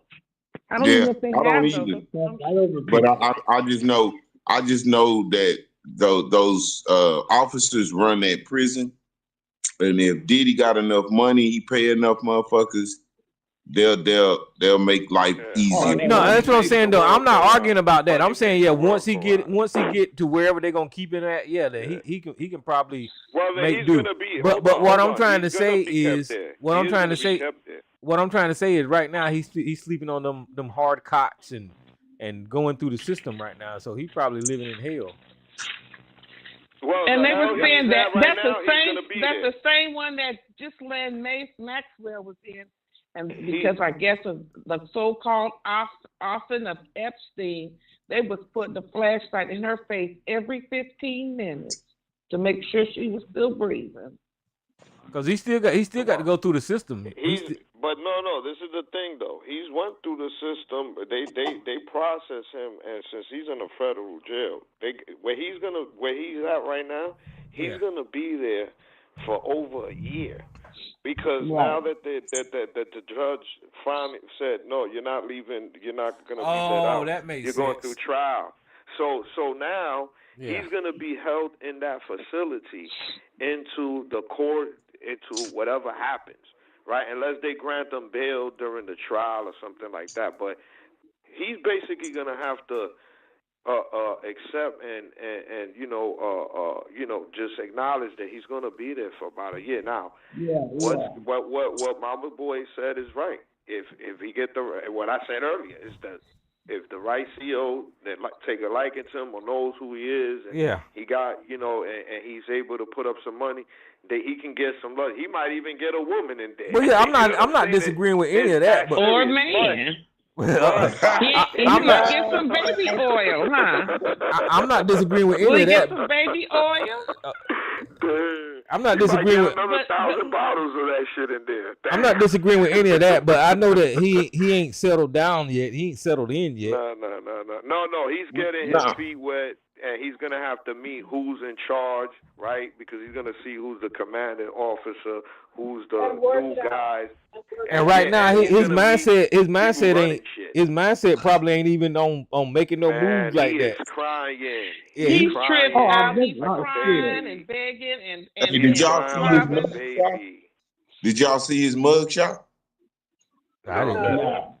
Sound like a baby. He looked like a deer in the headlights. In that that's what I'm mugshot. thinking right there. And I'm gonna try to see if I can and find it. I'd be afraid because somebody in there might think it's to get at him and harm him. Well, that's why you want to be cool with the CEO.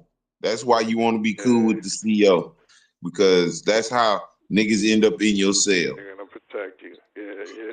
I know he wished about now he had never hands on anybody. Well, that's what he was going on his Brother Love campaign, right? So I think he's seen some things coming. That's when a couple of years ago he gave everybody their publishing. He said that he's Oh no, it wasn't no good. It wasn't any monetary value in it when he gave it away. That was all fake. No, that's true. But this was the steps that you see taken. It didn't where work. He knew that, Did you buy that? Something was no. But it's not that I bought it. I'm just saying that these were steps that you see he was taking to try to mend things, whether it was too late or not. He seen something coming, and one of the things was he started this love campaign. And so when he did that, he said, "I'm gonna give y'all the publishing back." Then he started promoting, "Oh, I'm doing this label. It's love. It's all about love, and this, that, the other." And you see him running around doing this love thing. And maybe he heard through the grapevine that the shit was gonna hit the fan, and here we are. Yes, Dave. Well, yeah. Right.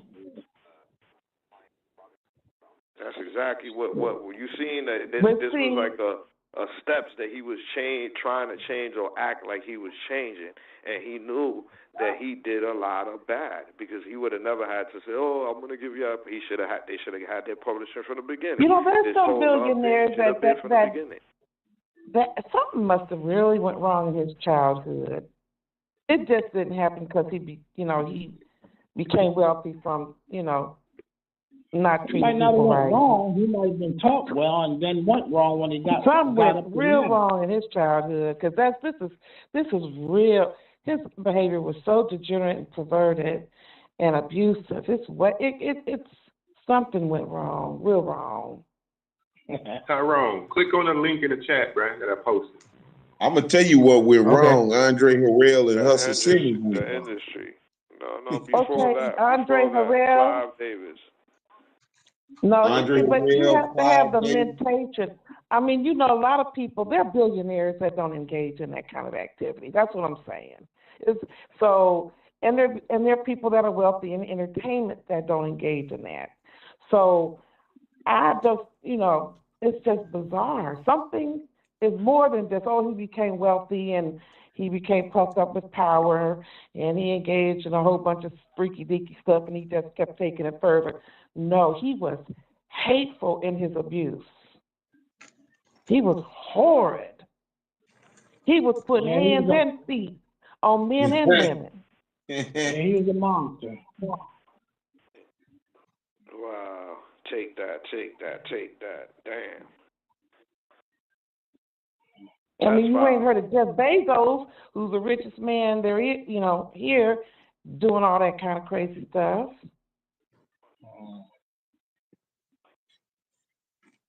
Or maybe ain't nobody told on him yet. That's true. But this goes way back. I think it's a combination. It's a combination. Maybe, like you said, the physical abuse might be from back then. Then the him stealing money from his artists was something he learned. His childhood. He must have been sexually violated and abused and all that kind of stuff in his childhood. So something ain't right. I think he was when he went to when he wanted to step up. When he wanted to, go from being a promoter to be a producer, that's when he got fucked. That's when they fucked him up. They said, "Okay, you want the big thing," and they start. I honestly believe Gene Deal. He is doing what he was taught, and he learned it from Clyde, from Russell, and from your boy. You see, Clyde was breaking folks' noses and kicking and beating like cat. No, he wasn't doing all that. Well, that's why I said that is a combination. That's why I said it goes back to something happened in his childhood. Hold on real quick. But if he watched Clyde call a goon to go fuck somebody up, and that's what Puffy was known for in the 90s, was that he was known for what? He was known for knowing some people that would get you fucked up. And like mafiosa. Yeah, yes. So I think that part he learned from Clyde, You know, and it ain't far fetched to go from thinking you got a lot of power because you can call some goons to demonstrating that you think you got a lot of power by beating up on a woman. I mean, but that's real weak. You know, when you're doing that, that's not manly. oh, So I that's do what I'm agree. saying. I do agree. And It's weak. I mean, and be sexually violating men and women. I mean, But I think something ain't. That's more than just but I check this became out, rich sis. and powerful. That's why I think the industry showed him that shit because, from my understanding, it's about power. When he catch them people in compromising positions or he's screwing some dude, you know, it's over to get something over you. So when I tell you to do something, you fucking do it. So let me ask you: Was P Diddy was like he bisexual or something? Yeah, I think so. According to the he to was the raping information. and beating up men too. Well, to each his That's own, what you that know. young guy. What was that one? He's suing him. I don't know. What's the dude's name? Lil Rod. Lil Rod. Little who? Lil Rod. Little Rod. Yeah, Little Rod. I didn't really go. Little Rod. Oh my God. What the hell? What's going on here? That's what the baby oil was for, Little Rod. The baby oil. Hey Tyrone. Hey Tyrone, Lil Rod got payback, bro. He like, Diddy, get your boy Cuba, man. He all up on me and shit, man. He had to put hands on Cuba to get the nigga off of him. Yeah. Say, you know what, niggas, I'm taking y'all to court. Diddy gave Little Rod the baby oil. Damn. Diddy gave Little Rod the baby oil. That's foul. Man. Well, I'm to be honest with you, I'm glad that these motherfuckers are getting exposed, man. I know we got some in our community that probably, you know, are Diddy fans and all this kind of shit, just like R. Kelly. But I'm glad that all of these sick motherfuckers are getting exposed, and they should expose more. Fuck R. Kelly, fuck P. Diddy, fuck all them niggas doing that dumb shit. And he ain't alone though. He might be about. Well, I ain't gonna say. They say somebody is. Jaguar was saying.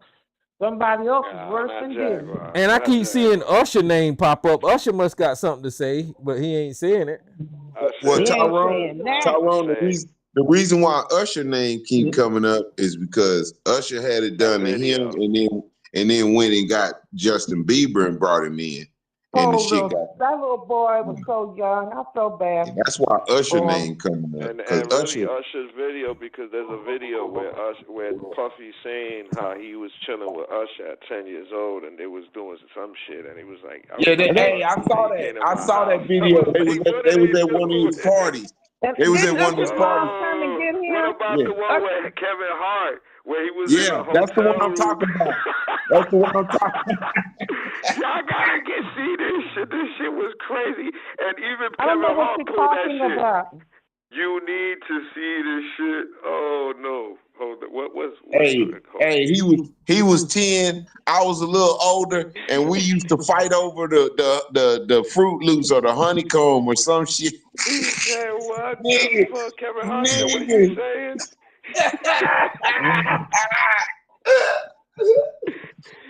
Holy shit, that was funny. You know, it just seems like so much of that industry is being built on pain and abuse and stealing from people, stealing their creativity.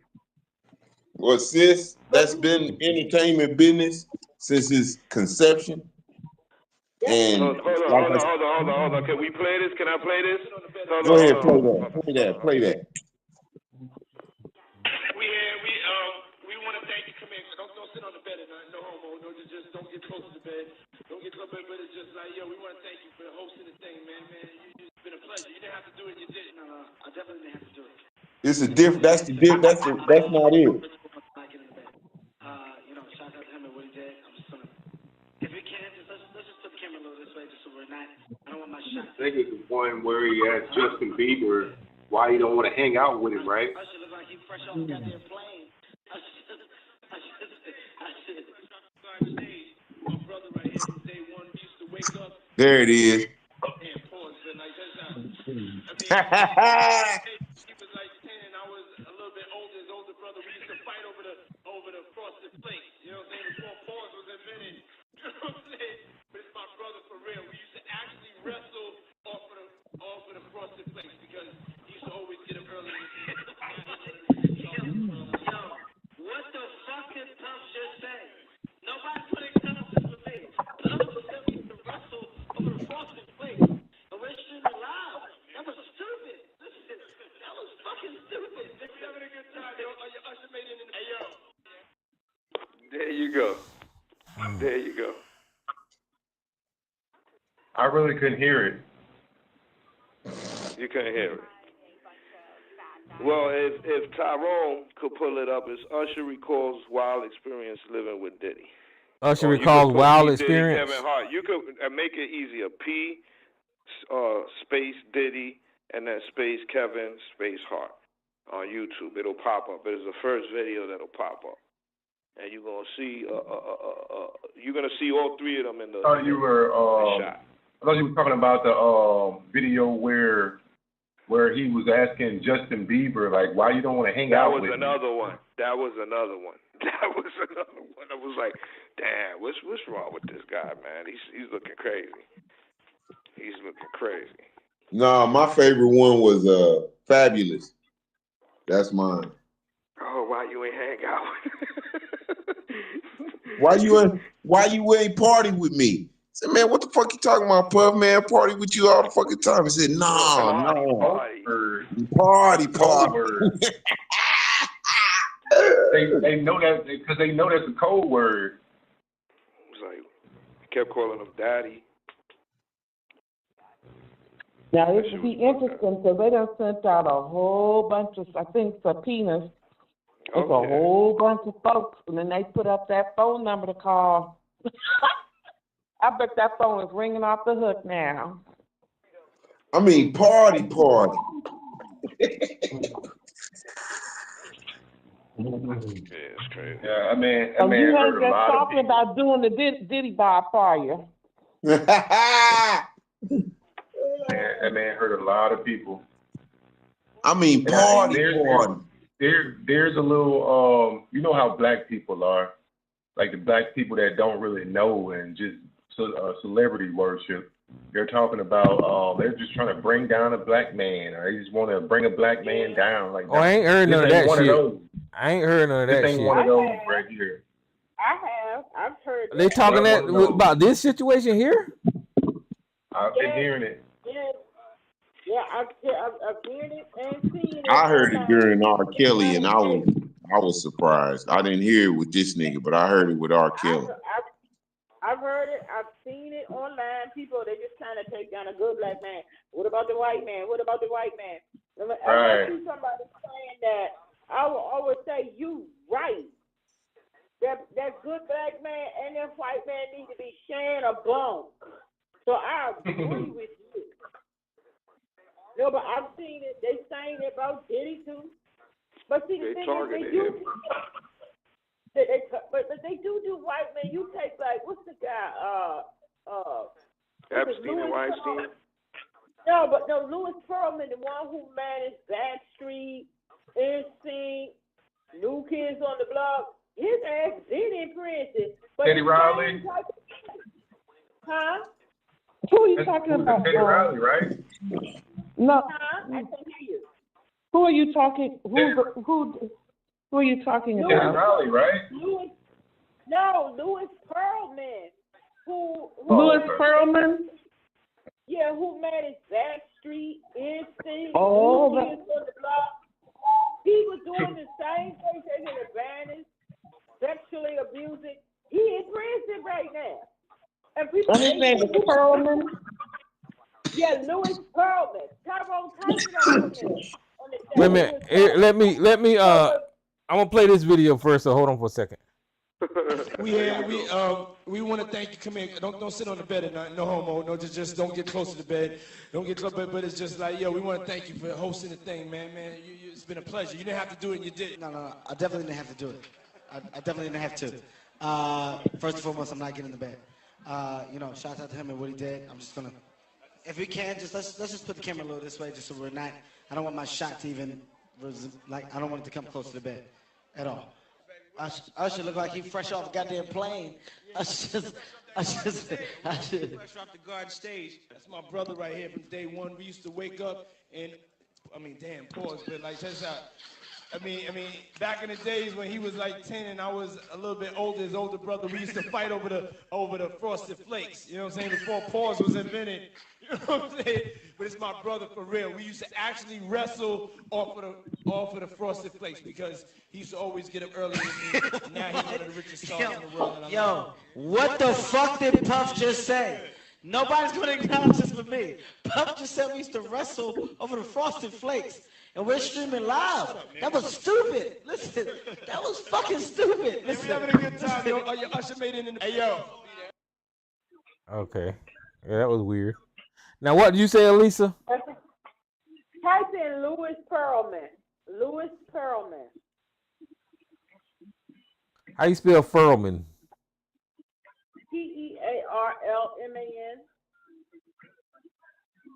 Pearlman. Pearlman, Pearlman. Pearlman. Pearlman. I'm sorry.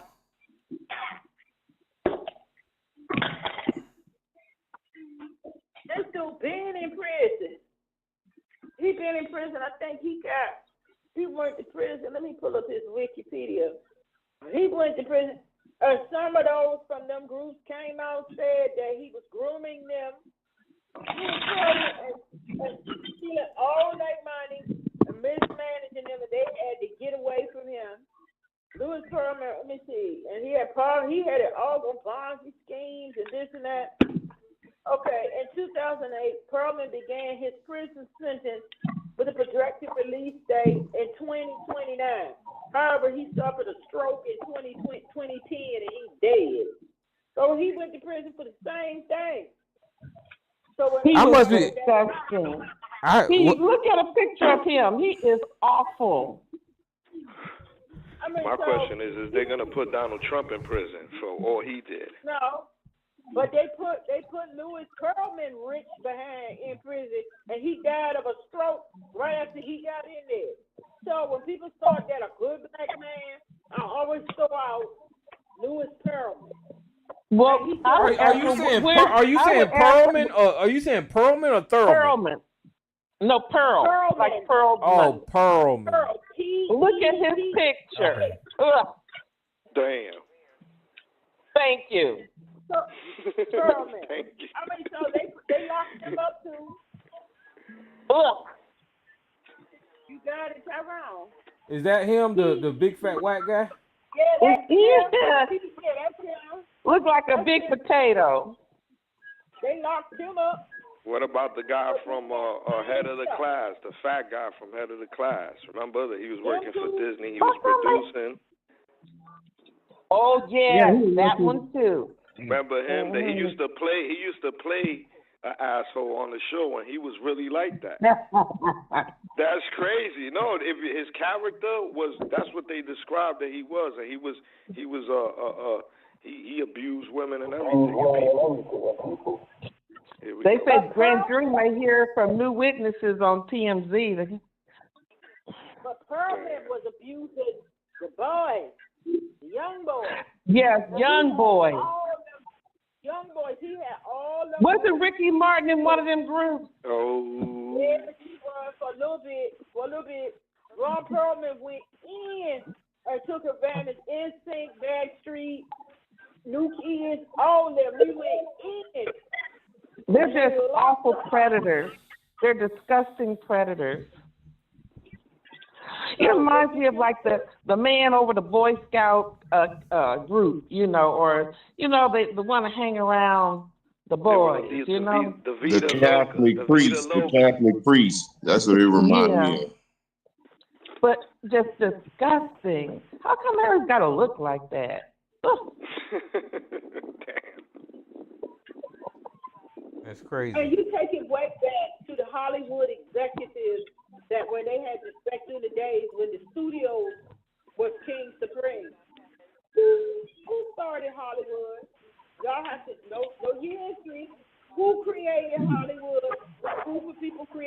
Hollywood, and they created them studios, and they took advantage of people. That started back from young. Do your homework. Who created Hollywood? Don't say it because the channel might. Don't. Well, we know what's up. We know. Hey, they fucked Dana Plato up. They fucked Todd Bridges up. And that girl that what's her name? Poor thing. I feel bad for her. Oh God, Britney. Not Britney. Britney Spears too, but the other. You talking about all them Mouseketeers? They've been fucking them Mouseketeers up for years. For years, back when the studios rang supreme. Christina Aguilera.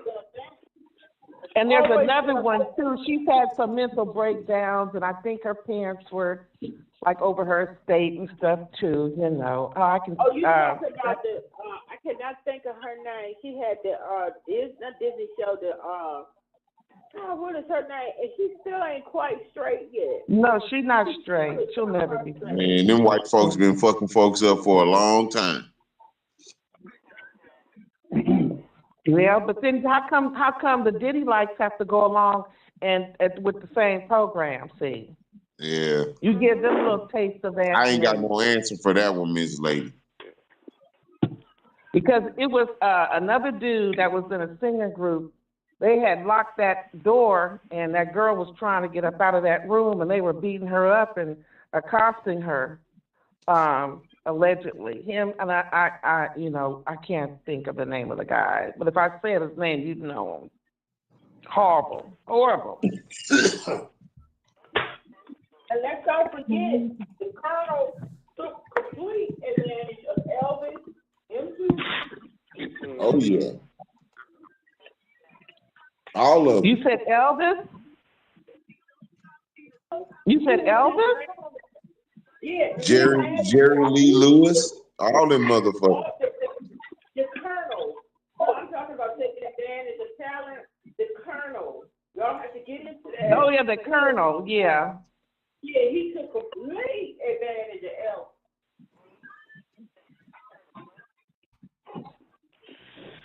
They said that man had 13 different drugs in his body when he passed away. Elvis.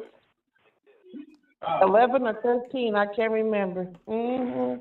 He was messed up. No shit. That motherfucker must have been really upset over them Blues Brothers. They should have stood against all that. They were still going to see him, knowing he was toasted out of his mind and had gained like 300 pounds, and they still yelling, Elvis, and they, supporting that. You know what I mean? Well, it's the same thing with Donald Trump. They supported his fat ass. That's because they both symbolized something. It wasn't really the person as much as it was the symbol. And Elvis symbolized that white people were better at rock and roll than the people who invented it. And same for Trump. He a referendum on the black folks that think they doing something in this country, like electing a president. And Barry Gordy wasn't much better. He wasn't to the degree of. He was awful too, they say. He was awful too. Yeah, they say Barry Gordy. They say he was the white man. Yeah, but all of them. Wasn't nothing. They all learned the behavior, right? Don't you think? Oh yeah. I would say it's passed down. Yeah, it's been passed down. It's passed down, definitely. They tell you this is the system, and think about it. They probably even tell them straight up, like, look, when you work in here, this is the way we work. This is how it is. You're supposed to make sure that you get over on everybody, this, that, the other. Once they teach them the whole shit. I saw a documentary some people were talking about, because out of Barry Gordy's own words and things who was there. They said one of his talents, he didn't screw him over because he gave him Tamla. He didn't screw over Stevie Wonder only because he was a child and he was blind. They could not let that get out that they were screwing over. So he was one that kind of escaped a lot of the screwing over because he was a child and blind. And, you know, they could not let that get out. Right. Yeah. I'm sorry. That's why, you know what, Taylor Swift going to continue to get more and more fans because her energy is a complete opposite. She gave $55 million to the people, her staff that toted all that stage equipment and set it up and set it down, and the truck drivers. She gave away $55 million in bonuses. And you don't hear. I've never heard of that before. I know. And she's going to keep getting fans because you ain't going to have her in no mess like that. Shit, I might want to go be a roadie for that damn woman. Okay. Shit, take me a couple of years off and go get paid, nigga.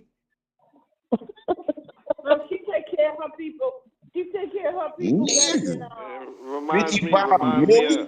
reminds me of MC Hammer when he took all his people out on tour and went broke trying to help his people, right?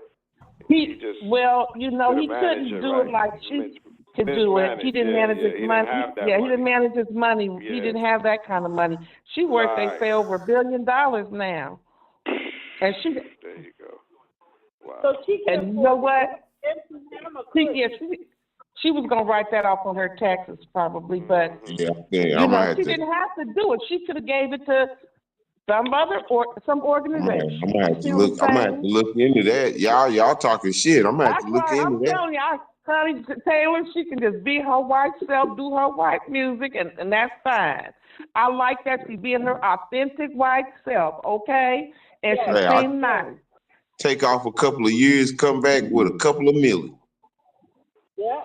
Well, I don't know. One person would get $1 million, but she takes care of her people better than Beyonce do. That's the hard truth of it. And I'm saying Beyonce do her people wrong. That's not what I'm saying. But Taylor takes better care of her people. Well, you know that girl was talking that she used to be her drummer, and it was, But see, I don't know if it's all Beyonce. I don't know if it's Jay-Z. I don't know. But Taylor ain't married. But you know what's interesting? Trump going after her, right? So she's advocating for Ms. Harris. And Travis ain't said a word. I know probably that football folks told him, don't you say nothing. But he came at Elon Musk. He did come at Elon Musk. Because when Elon Musk was like, I like Taylor, this and that, I'll give you a baby, and this and this and that. What? Yes. I'll tell you exactly what he said.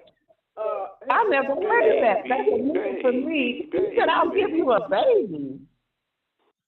Now, Elon Musk sound like one of them creepy motherfuckers. He sound like a weird. No, he's got a weird. Look at his name, Elon Musk. Musk. Come on. What did he say? What did he say? What did he tell? What did he put it out? He would give her a baby. I'm pulling it up now. That's crazy. I'm pulling it up. Yeah, that was all over the place. He just wanted to get some attention. That's all. That's what that is about. That's a certified weirdo. He like that shit. He like having attention.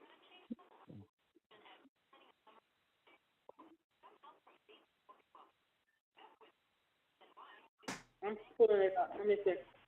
Because it was all over the place. But Elon Musk was. When did that happen? About how long ago? Right after she endorsed Kamala. He was like, well, maybe I some fucking needle. So he did not post it at this time. So, okay. Let me take that. Because they said when Elon Musk came out, Elon Musk did say this. Then he like tell her this and this and that. Or something about her cat I'll give you a baby. I'll impregnate you. And what was said that Kelsey said, I'm 6'5" and actually play football. The fact that I went to college and got a degree and worked hard might be lost on you. I don't play backgammon, but I do play chess. I could also twist you in a pretzel. So they saying that was not necessarily his count. But I'll tell you what Elon said about it.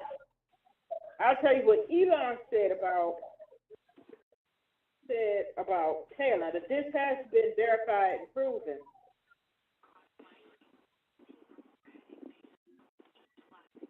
Taylor Swift.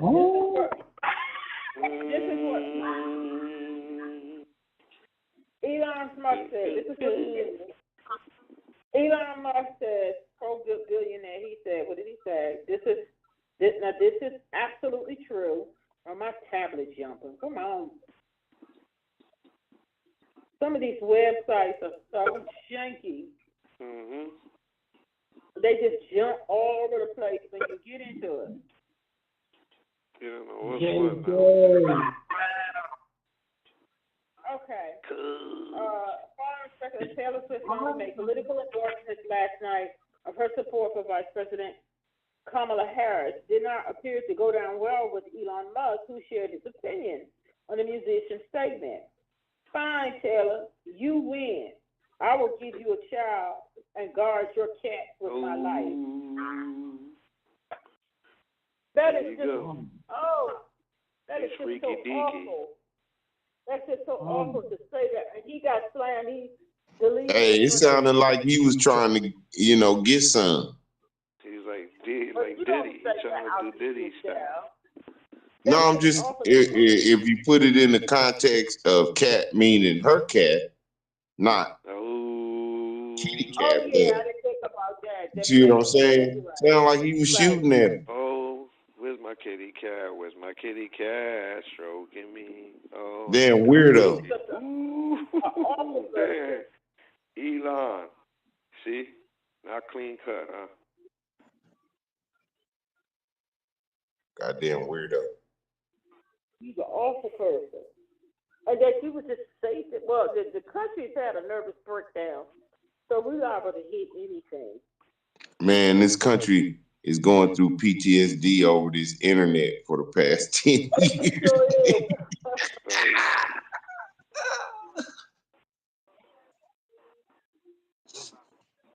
I would be glad when the election is over. It's going to be hard for it. They're going to try their tricks and things like that, but I don't want to rush it because we need as much time as we can for them to do what they need to do, get the word out, convince the people. But it'll be a happy day when it's done. I call it the Barack Obama approach.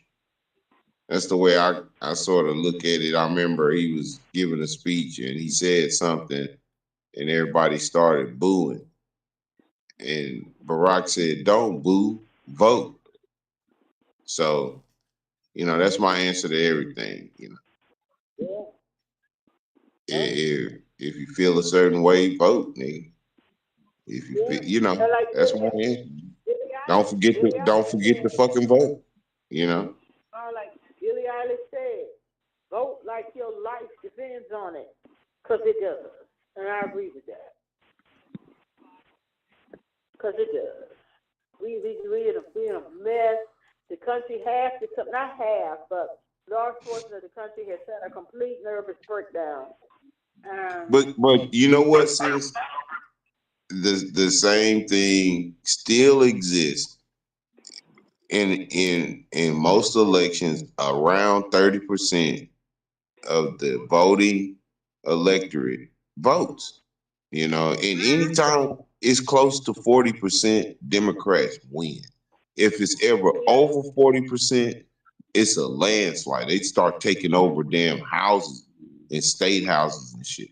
So you can imagine if we could simply get 50%, which ain't even the entire voting electorate. That's just an extra 10 to 15% of people to vote, I mean, the Democrats would just naturally run shit. Yeah, they would, because in 2020, more people voted than ever. And I think more people are going to vote than even ever than that. So, because like Barack Obama, his election, it was like he got the most votes. Nah, Trump got more votes than Barack, and Biden got more than him. So, I think more people, I think this election is going to be more people, it's going to surpass the people who voted in 2020. It's going to far surpass it. Because we got a lot of people running now, and they don't even vote. Well, I'm expecting it to be a blowout, but you know, this is America. This is America. I'm hoping it'll be a blowout. I think it'll be relatively tight, but Harris gonna win the thing. So I think they saying it's gonna be tight, but if it works, if what they're trying to do works, which it generally does, because they've done this numerous of times, they play it like it's tight, and then everybody goes and votes, and it's a blowout, and everybody's looking like, well, this ain't what they were saying, yeah, because they kept everybody, you know, energized and more people, you know, like I said, anytime more people vote, the Democrats make out. Anytime less people vote, the Republicans make out. Agreed. So maybe that's the strategy. It's gonna be tight. It's tight. They neck and neck. And everybody go out there, you see what I'm saying, stand in line for 10 hours and vote. It's a wrap. That's Republicans don't want to see motherfuckers out there at 10 o'clock still ready to vote. They know it's a wrap when it's like that. Yeah. Because like Trump keeps saying, they told me if I got 65, whatever that is, that number he keep going, that I will win. It's a shoe-in. If I got that, it's a shoe-in. I win. And he's like, I got more than that. But guess what? Somebody got more than you.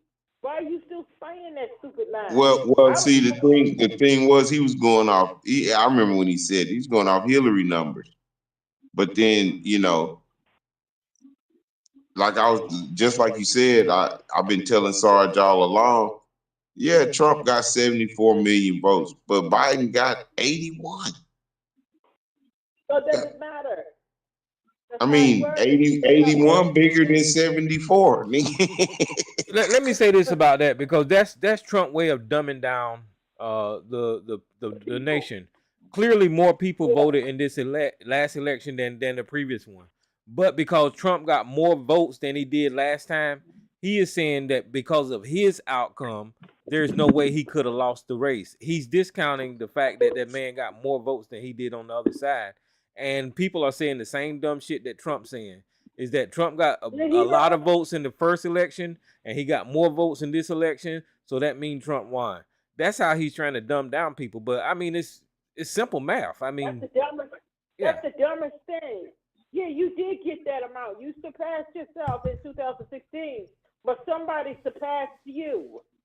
Yeah, just listen to him interview. Listen to him when he interviewed. He said, "Look at how many votes I got. I got more than any person in history." But he ain't talking about Joe Biden. Yeah, but Joe Biden got more than anybody in history. You got second. Right. But it's kind of okay. But it's typical of Trump, right? So he's trying to take Biden's spot by saying he got more than anyone in history, when you know obviously that's a lie, because Biden got more than anyone in history. Yeah, and that's the same shit that Sarge do when he come out of here. You expect 80-some million motherfuckers to vote for Joe Biden, and they try to downplay it. You see what I'm saying?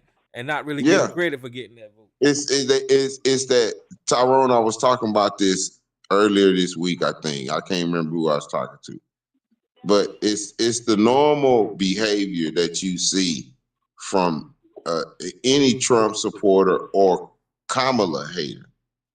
They'll bypass the part where you're right. They'll even tell you you're right, but it's like a slide move.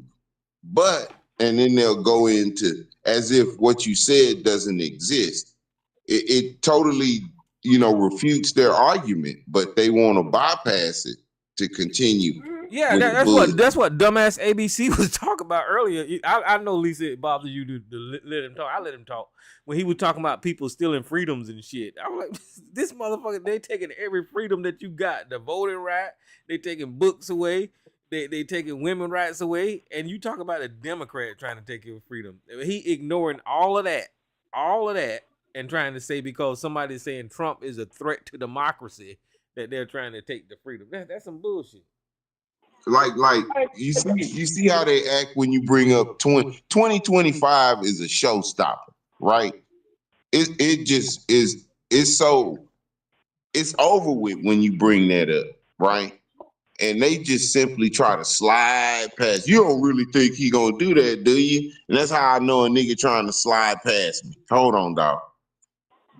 You don't make a book to not follow it. You don't come up write a whole bunch of shit for nothing. It's crazy. Yeah, I just hope I hope they lose this election, and whether they do or don't, won't get ready to say it don't even matter. But I hope them people get some fucking mental health. If they lose the election, I hope they go seek somebody to undo all this dumb shit that they've learned. Because these people have gone crazy. They're just nuts. Tyrone, they gonna eat each other up. They gonna eat each other up if they lose. They are. Because it's craziness. Like Trump keeps saying, I won the debate. All the polls said so. But then his people are steady under him going, the debate was rigged. The debate was rigged. Yeah. Y'all know undercutting what he said that he won, and all the polls say that. So by y'all saying it was rigged, you undercutting what he's saying. He said he won. All the polls say so. Y'all saying it's rigged, so that means he really did. It's just so much craziness. Yeah, it's like they're cannibalizing each other at this point. And they're making them agree to that the Republicans is the only people that can win anything fairly. They're the only. If somebody else win, then they cheated or it was rigged. Only the Republicans can win. That is the dumbest conversation to be had in politics ever. Only but one you know side what, can Tyrone? win. It works for them. It's what got Trump January 6th. That rhetoric is what got Trump January. He was able to get those people to go up there and do all that January 6th shit off of that kind of damn rhetoric. Yeah, I mean it's clearly working because you've got Tim Scott and Byron, whatever his fucking name is, Lindsey Graham, all these people just repeating the same dumb shit, lies basically, and it's working for these dumbass people. You even heard the brainwashing on January 6th. They was running around 1776. They thought they was doing some real patriotic shit in the name of justice, behind this motherfucker who bullshitting. And there's something else I wanted to touch on that I didn't want to because I had to disengage from that nonsensical conversation, saying that the people have a right to protest if they feel or think or however they got there that the election was stolen. They have questions. But you're completely ignoring. They waited to call the race, all of them court trials and everything. Yeah. The people would give them that due to express that however they got there, that it was rigged, that it was stolen. They went to all the courts. So it wasn't that the people were made to shut up. You're being disingenuous. This was the longest they ever, other than Gore, but they waited to even call the election, all these recounts. The people said it's rigged. Everybody just recounting. And all that recounting did, we made a mistake. Some of them was supposed to go to Biden. Hey, Biden even got more at the end. And what Georgia counted, there's 3 vote times. So the people who had an issue, however they got there, they were heard and they were given their just due. So They were just told to shut up and sit down. That's not true. They expressed they had a problem. People heard them. And they did all the courts. They did all the counting and the recounting and the this and the that. And they went to court. They had nothing, and they went to court. Some people had their law license snatched for up in there for foolishness. So the people were given their due to express it, but they couldn't prove it. So it's time to move on from that. Right, and when I hear them say that they was protesting, I know that I don't even address it because that wasn't a protest. That was not a protest. What they what January was 6th was totally different. Yeah, that was not a protest at January 6th. That was more like a riot or something violent. So they have to say protest to try to make it fit right in their mind what these people done. We looking at the video of windows being broken, police officers getting beaten. I mean, that was a riot. So they can't say that they marched up there peacefully. That was not a protest. Well, say Tyrone, when you got that Fox over there putting their disinformation up like they doing, and you know most of the most of those MAGA people ain't watching regular news. They ain't keeping up with regular news. No, they just watching Fox and Newsmax. That's all they watching. So that's that brainwashing right there. And they go and think about it, Tyrone. They going back to that every day, every hour. Like as soon as they away from Trump, they watching that shit. You know what I'm saying? Because they waiting on Trump to tell them something else to do. And some people in society, not no some, not no little bit. A lot of people in society are susceptible to brainwashing, coercion. They're susceptible to that, and we know that. And that's how they got caught up in that mess with QAnon and all. They said it was a success. Now you have like none of us who didn't get caught up in it. We're not susceptible to that. But there's a lot of people who are, and some of them people know it's lies too. Well, yeah, you know, you're gonna have that, sis. You're gonna have that fundamentalist that's, you know. Yeah, so they the Steve Bannons and shit like that. Yeah, niggas I don't like the Proud Boys and shit. They gonna get into that. I don't think ABC know he lying. I believe he just dumb enough to believe that dumb shit. I mean, the way he was trying to convince me, he believes what the fuck he's saying, and that's just sad. That man's brain is mush. Now I'll say this: you take like Tim Scott, and Byron Donaldson. Byron Donaldson know it's all BS. Well, yeah, they know it. They know it. But he's getting a check. No, Tim getting Scott, that check. I don't think so. I think Tim Scott believes it. He believes this shit. Well, you know, Tim Scott is an evangelical Christian. Yeah, he believes that stuff. But Michael Tim is all in. Tim is all in. He don't. All in, Tim. All in. Donaldson don't believe that stuff. He know it's a grift. Byron want that. Well, hell, JD Vance know it's a grift too because he was more anti-Trump than I am. Listen, before. He's going where the money's at. They went where the money. They thought where the money's at. So they know it's a grift. Elon Musk, he know it's a grift. Wherever he thinks the money's gonna be, but they're gonna lose. They're gonna lose a lot too because they think wherever they banking on right now, they're putting all the chips on him. Mm-hmm. If he loses, like Amber Rose. Yeah, that's another one. She know better. Popularity. She know it's a grift. She did it for popularity. But they gonna be coming after her because she got some stuff coming up in the pipe. Like who was that? Was that Joe? And I looked it up. Something about the Bitcoin. But them Bitcoins, and he was right when he told us that. So she know it's a grift. People are gonna get jammed up with that. That's right. All that crypto shit is gonna get you jammed up. He said in an interview, he was talking about it. He didn't even know nothing about this shit, and he was like, "Yeah, man, you know, basically, like you got to get with the money hat." That's what he was saying. Donald Trump himself, he don't know a goddamn thing about it. Now, Donald Trump is just a grifter, man. He grift off of everything. It make money. He says, "Shit, he's gonna put it out." It's like, I mean, he was selling He was selling motherfucking what was it? Steaks and shit and burgers, bro. He was trying to be Man, Omaha Steaks, bro. nigga, He went that far. that wasn't his steaks, nigga. That was Omaha He steaks was with his reselling, name on the he's reselling, motherfucker. rebranding shit. He rebranding shit. That's why you seen niggas riding around your neighborhood with him in a truck, nigga, because Shit. he was still selling Omaha steaks with his name on it. He And same rebranded them shit. with the water. If you lift the sticker where it says Trump on steaks, you see the Omaha logo on it. And Look, shit. That's why.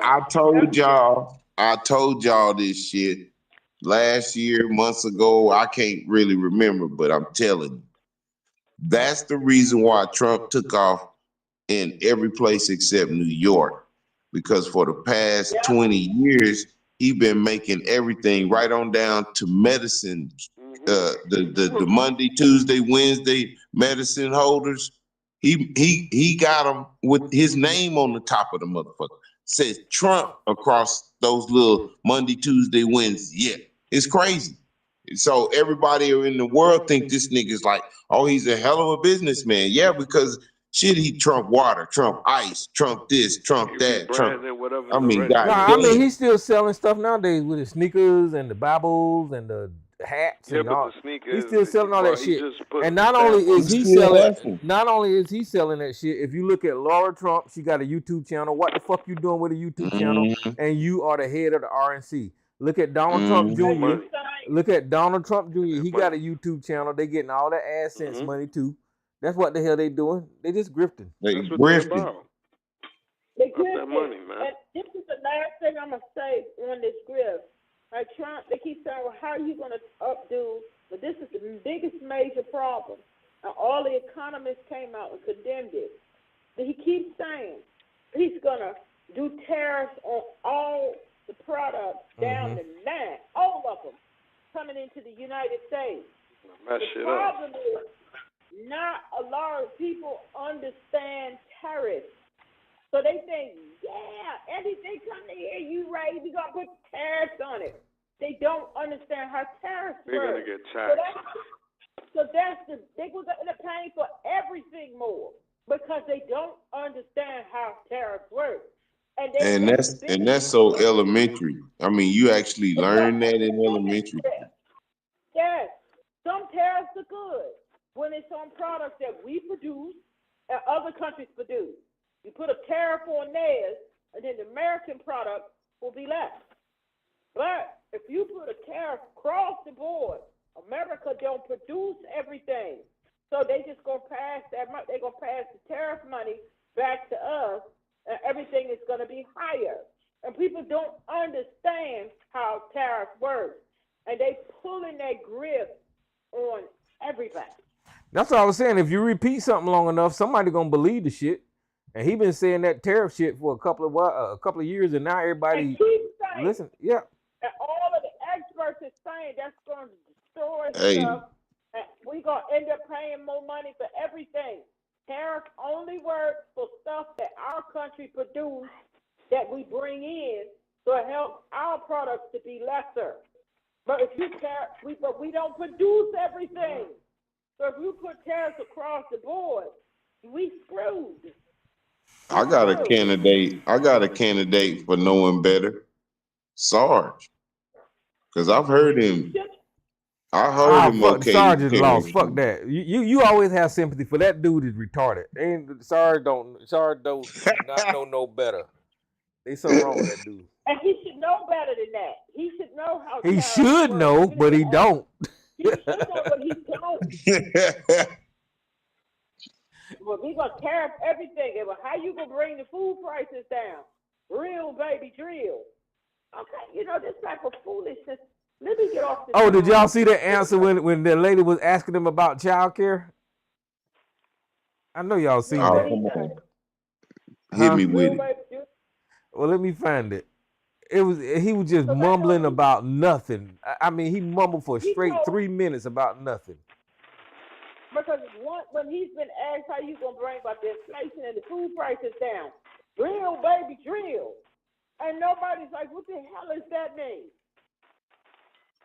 It means nothing. Man, somebody just need to walk up. Somebody just need to walk up to Trump one day and just smack dog shit out of his ass. Just smack him real hard. Wake up, man. When one reporter brought up the thing about tariffs, and he said, but that's going to increase the prices. They're going to pass everything back on to us, and it's not a protection for U.S. stuff that we produce. And he said, well, such and such, and we're going to rev up the oil, the trim it, and we're going to do this. He did not answer the question, and you let his orange ass walk off with that. And the people's like, yeah, get it, Trump.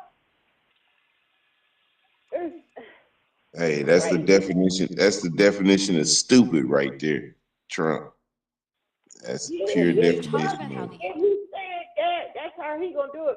And I'm gonna take care. When he said he gonna lower everybody's utilities by 50%, he never said how. I'm telling you, and Fox News is to blame for a lot of this shit. Tell them. They blame for most of it. And people, that's all they listen to. And people are so misinformed. They don't understand how things work, and they go along with that. I told y'all, Murdoch got making people stupid in the bag. But listen, here's this audio of Trump getting asked a question about child care. He was addressing an economic plan. This is his economic plan. President Trump, you talked about how the increase in the price of food, gas, and rent is hurting families. But the real cost that's breaking families' backs and preventing women from participating in the workforce is childcare. Childcare is now more expensive than rent for working families and is costing the economy more than $122 billion a year, making it one of the most urgent economic issues that is facing our country. In fact, the cost of childcare is outpacing the cost of inflation, with the majority of American families of young children spending more than 20% of their income on childcare. One thing that Democrats and Republicans have in common is that both parties talk a lot about what they're going to do to address the childcare crisis, but neither party has delivered meaningful change. If you win in November, can you commit to prioritizing legislation to make childcare affordable? And if so, what specific piece of legislation will you advance? Well, I would do that, and we're sitting down. You know, I was somebody, we had Senator Marco Rubio, and my daughter Ivanka was so impactful on that issue. It's a very important issue. But I think when you talk about the kind of numbers that I'm talking about, that, because look, childcare is childcare. There's something, you have to have it. In this country, you have to have it. But when you talk about those numbers compared to the kind of numbers that I'm talking about by taxing foreign nations at levels that they're not used to, but they'll get used to it very quickly. And it's not going to stop them from doing business with us, but they'll have a very substantial tax when they send product into our country. Those numbers are so much bigger than any numbers that we're talking about, including childcare, that it's going to take care. We're going to have, I look forward to having no deficits within a fairly short period of time, coupled with the reductions that I told you about on waste and fraud and all of the other things that are going on in our country, because I have to stay with childcare. I want to stay with childcare, but those numbers are small relative to the kind of economic numbers that I'm talking about, including growth, but growth also headed up by what the plan is that I just told you about. We're going to be taking in trillions of dollars, and as much as child care is talked about as being expensive, it's relatively speaking not very expensive compared to the kind of numbers we'll be taking in. We're going to make this into an incredible country that can afford to take care of its people, and then we'll worry about the rest of the world. Let's help other people.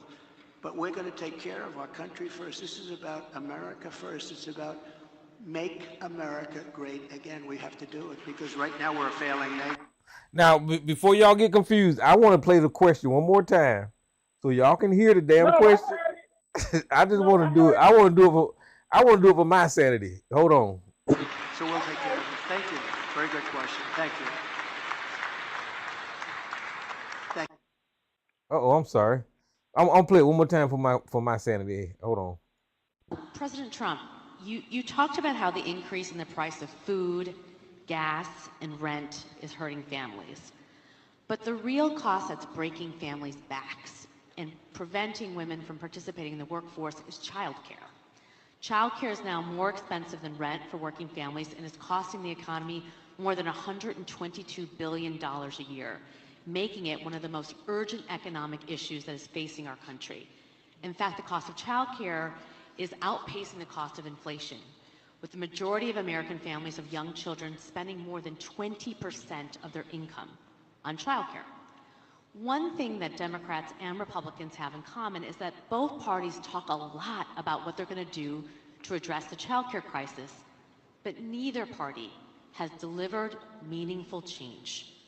If you win in November, can you commit to prioritizing legislation to make childcare affordable? And if so, what specific piece of legislation will you advance?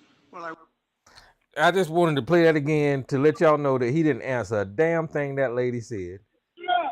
But what he said, let me point this out. What he said, we're going to tax stuff coming into the country like we've never done. It's going to bring in trillions of dollars. He's talking about tariffs again. He brought that up, but he didn't address. He never said. He just mumbled on. That money's going into childcare. He said that it's not that expensive, and when we bring in the money, from the tariffs, it's not going to be. It'll be affordable. Like what? Pay for childcare. It's just word salad. You don't want to bring it lower. It's just word salad. He didn't know this, but he's talking about taxes stuff. Talking about tariffs. That's going to make matters worse. And the people are like, yeah, Trump, yeah. And they sit there and clap for that. So you're going to have two bills. You're going to have the tariffs that's going to make things go up, and you're still going to have to pay your child care on top of that. And you're still going to have child care. But Kamala, the country could do better, but the child tax credit would help. That would help. The child tax, that's not the complete answer, but that would help. J.D. Vance didn't vote for it.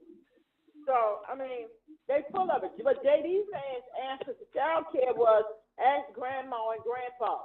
You know, let me get off of here because this is foolishness. That was his response to the question. Ask grandma and grandpa. That was literally his answer. And then people, yeah, J.D., yeah.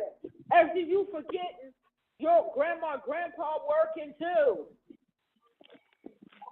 No, like I always said, the Republicans can't govern, and they're proving that they don't have any policy. They don't have any idea of what they're doing. The only thing they're trying to do is pander to the base so they can show up to the polls and hopefully they come up with the numbers that get them over the top. But they don't give a shit about this country. They're just pawns to be used. That's it. Republican Party to me is all white America, all white racist America, plain and simple. It's about white. It's about whites over everybody. Period. My circle, and I don't even care about some white people. I care about my white people that's in my circle, my business. But we're going to empower. We're going to look out for our white people, even the ones that poor. We'll give them something. But everybody else gets the finger. That's what the Republican Party is to me. They're not. Stupid people's party. Stupid people's party.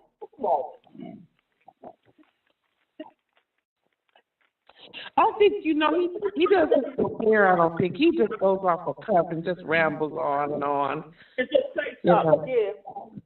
He just say something. And the people, yeah, Trump, they're not listening. They don't understand how things work. He just say something and they go, yeah. It's crazy. And you sit back and go, Jesus Christ. Well, look, y'all, I've been on here long enough. I'm getting ready to hang up.